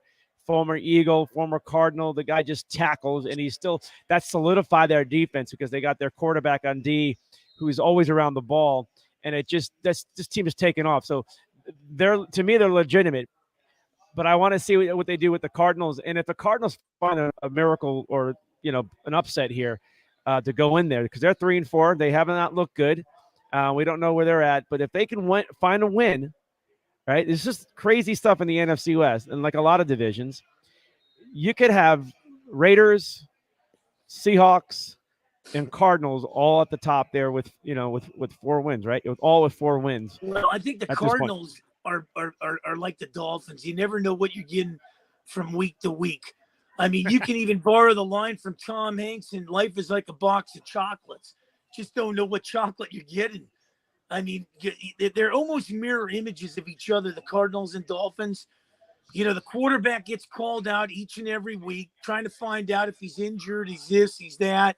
Tua and Murray here. But then, the defenses go to sleep. They try to give the other team the win. And then if the team is inept, they don't pull out the win. I just look at the Dolphins and Cardinals as mirror images of each other. I don't know what you think, John. I think they are, and I would actually kind of sort of almost throw Philadelphia in that mix. Philadelphia just happens to win every game so far, but I think the Cardinals are very capable of beating the Vikings this week. And if they do, here's a funny stat. If the Cardinals beat the Vikings and the Seahawks win, that would make Geno Smith have the best record of any quarterback this year over 30 years old. Wow. And guess what? The Seahawks play the Cardinals next week. So there may be a showdown for first place. Interesting stuff. The Cardinals come out here. What's up with Geno? Geno, this I think it's crazy. The guy was like a joke for like years, with the Jets and everything, and and they left. They said, Russell Wilson, you're gone. We're going with Geno Smith, and everybody, you said it, 5 wins max. It's crazy. The problem there is, I think what ends up happening is you get in a system where somebody believes in you. Now, you're starting to see that in Miami with McDaniel and Tua. McDaniel lets Tua do whatever, he kind of builds on that strength. So I think what Carroll's doing with Geno is saying, I don't care what happened in all these other cities. You're here in Seattle. I got your back. You can fall down. Don't worry. You're going to start. And it's just a world of confidence. I just think it's that easy because, nobody had Geno Smith the last and the Seahawks winning all these games. But no, you're right. They have and if somebody says, they had it, they're full of crap because nobody had it. Maybe the 12th man in Seattle had it. But I think it's remarkable what they're doing. And with the Rams and 49ers and Cardinals all going back and forth, here comes the guy. It's like the tortoise and the hare. And here comes the tortoise while the hares are all fighting. Hey, Tampa Bay's making a run, trying to get into the end zone. They're close, so we'll keep an eye on that. But go ahead, John. I was just kind of looking at Geno Smith's career here, and he came in and took over after Mark Sanchez in New York, right? That's who he replaced, basically. Pretty much. Okay, well, who drafted him? That was still the Ryan brother that drafted him, right? That brought him there? Or was that Todd Bowles? I think so, yeah. Okay. Well, Todd Bowles, we know that he didn't really have a choice of quarterback while he was there, so I think he kind of discarded him while he was there. He ends up at the Giants. We knew he wasn't going to find the field with a map there. He was just kind of there to be there. He goes to the Chargers and holds a clipboard behind Tyrod Taylor, who gets poked in the lung. He still doesn't get to play. In 2019, he played for nobody, completely out of the league altogether. It's crazy. Seattle brings him in during the COVID year. He sits on the sideline with a mask on all year long. He doesn't even see the field with binoculars. He's too short. He finally gets to play a little bit when Russell Wilson gets a bum hand, starts to really learn the system. It doesn't surprise me now that he's fired up. He's ready to win. He feels like he's been given a full season by some coach with a little bit of sense that has coached a few quarterbacks in his life. I mean, this is the same coach that put Carson Palmer out there and made, a lot of quarterbacks look good, early on in their college career. So, hey. Well, I think you know what he did, guys, and if I can add it, when you really saw what he was capable of in Seattle, I think you had to go back to last year, the Sunday night game against Pittsburgh, when he almost pulled that game out in Pittsburgh. Oh, I remember that game. Yeah, that's when you really got to see a glimpse of the future of what he could do in Seattle, and people, if they didn't catch that, Well, they're definitely catching it this year because that was his breakout, I think, against Pittsburgh. He almost pulled that game out. Yeah, so Tampa Bay just scored a touchdown, but it was holding on the play, so now it gets called back. So just when you thought Tampa had it, now it's like 3rd and long, and they're at the 15-yard line, Tampa. And, we're watching. I'm watching it was one play here. End zone. Oh, what a throw by Tom. Is that a first down? No, it's 4th and goal at the 3. So they got to get in the end zone. Next Wow. Thursday, Do you kick the field goal here on 4th down and stay in the game with 5 minutes to go, or you got one play to get into the end zone? You're the coach. I think the sheet says you go for 2. Go for. You're gonna go for. What do you mean go for 2? Go for it. Yeah. Okay. I thought you meant do you go for 2 if you score a touchdown? No, they're going for it on a 4th down. Well, I don't know. That would be whatever Tom wants to do. Don't confuse yourself with Byron Leftwich calling that offense. Yeah. He's not. They just had a penalty on the 4th down and goal at the 2-yard line. Offensive false start. Now you kick it, right? 4th and 7, 4th and goal at the 7-yard line. Yeah, they're gonna kick it. Man, Tom was pissed too. I bet. He's pissed. All cameras on Tom for the next 3 minutes. Something's gonna break. Something's getting broken. Right. You gotta watch what he does. He turns around, his back to his lineman, and he spikes the ball like into the ground. He's pissed. Now he's on the sidelines. There's the camera on him. Puts his hat on. And you got to make this field goal attempt to kind of cut it to one possession with 5 minutes to go. Man, they were so close. But this is the story of the Bucs. They just can't get into the end zone. Yeah, they do a lot. Their defense has just been. It's been torched. Even when they try to blitz, teams are just picking them up. And this was their strength. One of their strengths. Yes. And the whole Julio Jones thing ain't working out. I don't know what's going on there with that. But maybe the coaching, you got to look at it. People thought, Bruce Arians was too hard on him, but maybe to the point where he got his point across that Bowles is just not getting it done. This team hasn't been the same ever since they won their first game in Dallas.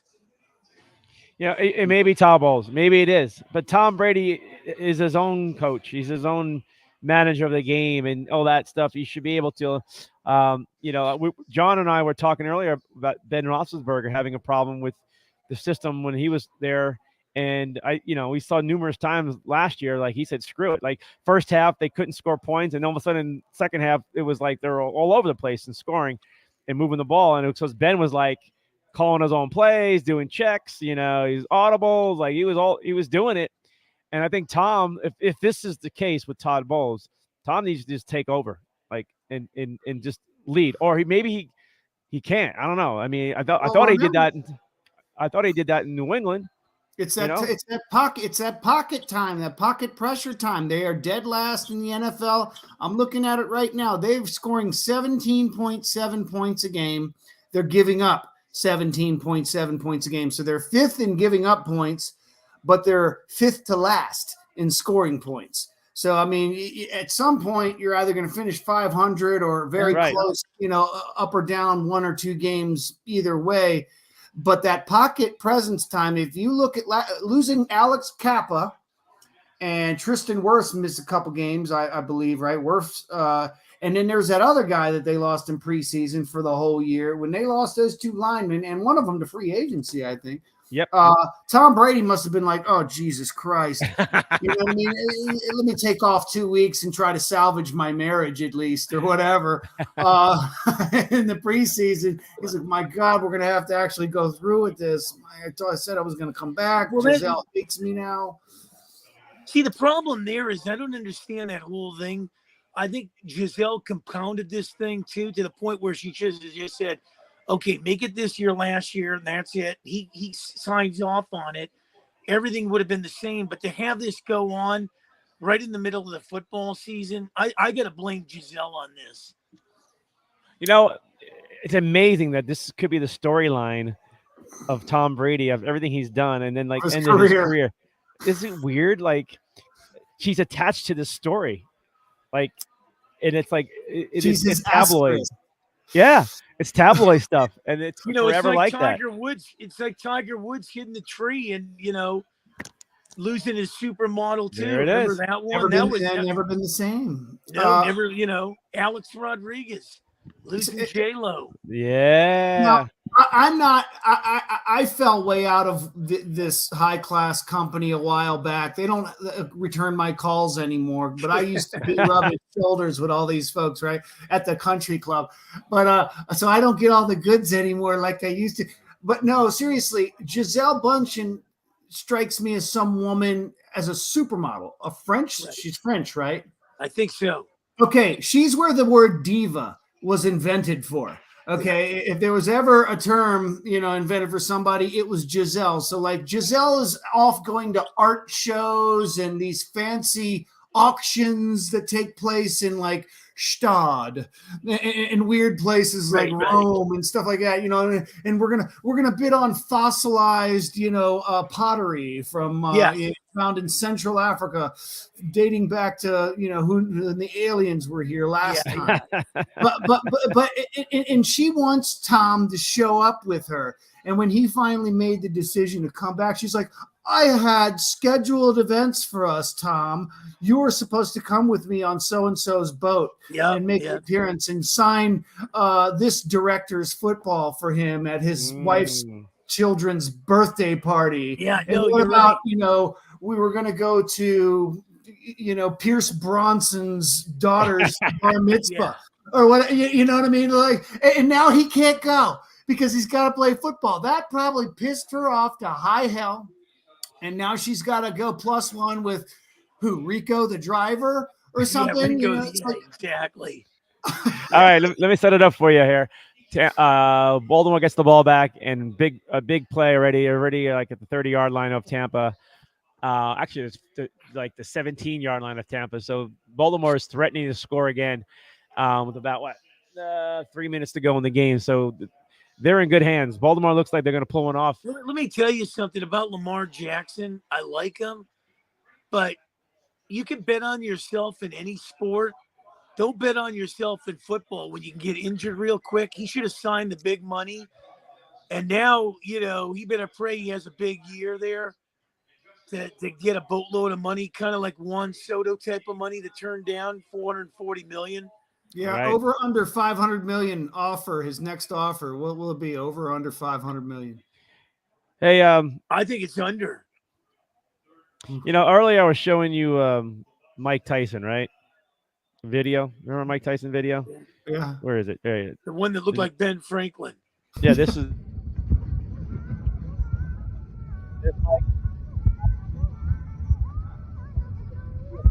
The tennis, right? He's a boxer. He's scariest man on earth at one point, right? In the sport of boxing. All right, Mike. Have a good sleep, buddy. All righty. There's a new sport, guys. I want you to watch this. I've held this video for a while, and pickleball. I don't know. This is pickleball, man. No, this is vicious stuff. Watch this. This is like some like a boxing, I don't know how you want to call it. Just watch.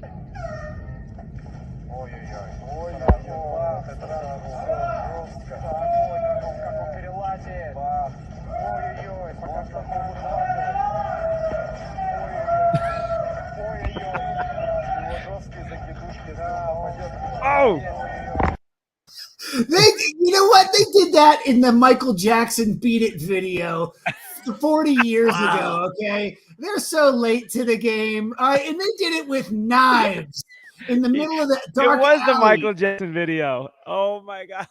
Come on. That is so 40 years ago. I thought I was going through Lego Land, and these guys were, it looked like a couple of Lego Land things getting it on. You know how you go to Lego Land, you sit in that little boat, and the Legos are fighting each other? All right. I wish I had that Michael Jackson video. We're not going to get stabbed. They're Legos, man. Just pull his arm off.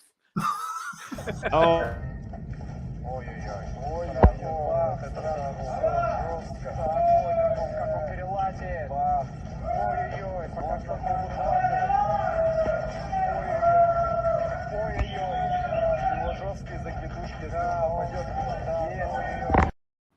You know, hey, if one of those fighters was smart, he'd go over the top like Lincoln Hawk and hit him right in the face with it, man.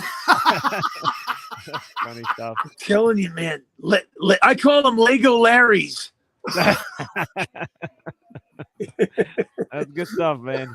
All right, I know we're out of time, man. It's a long night, long They're day. both lefties, man. Yeah. All right, it's 27-16. There's a couple of minutes to go in that Baltimore Bucks game. The music is up. It's top of the hour. Thursday night. Cornelius, Brad, Hanna, John Turner, the Madman, Mark Mancini. Guys, I love you guys. We'll see you next Thursday, man. And I don't know what to expect. You know, with World Series, do we have a World Series? The Eagles will be in Houston. The Eagles will be 6-1. You said. That's what you said. Well, they'll be in Houston too. Oh, next Thursday night. Yeah. What who's a picking yawner. these? Who's picking these games? Ah. I know. Is this what they're doing at Amazon? The next 3 are terrible. Oh, They're all right, bad. all right. So by the time we get off the air and everything else, or when maybe Tom Brady makes a comeback. But Why don't we hit guys, the over? the over. What is the over again? 46 47. You said 46. So 36, 43, 43 right now. Yeah. 43. You're right there. 45 and a half. Perfect. They're right drama. there. They're at 43, I think, right now. They're right there. So you know they don't kick field goals. They need a touchdown. They got the 2-minute warning. Wow.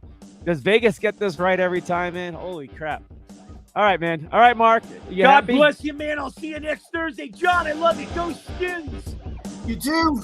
All right, man. Bye, boys. Love you. There it is. 1 out, 2 out. Boom. All right, guys. Hanna Time. Cornelius, Brad, Hanna on a Thursday night. Appreciate it, guys. Let's get back to it. We'll see you next Thursday night. Also on Sunday, we got the Cardinals and the post game with the Arizona Cardinals right after the game against the Vikings on Sunday itself. All right, guys. We'll see you. Have a good one. Enjoy the rest of your night.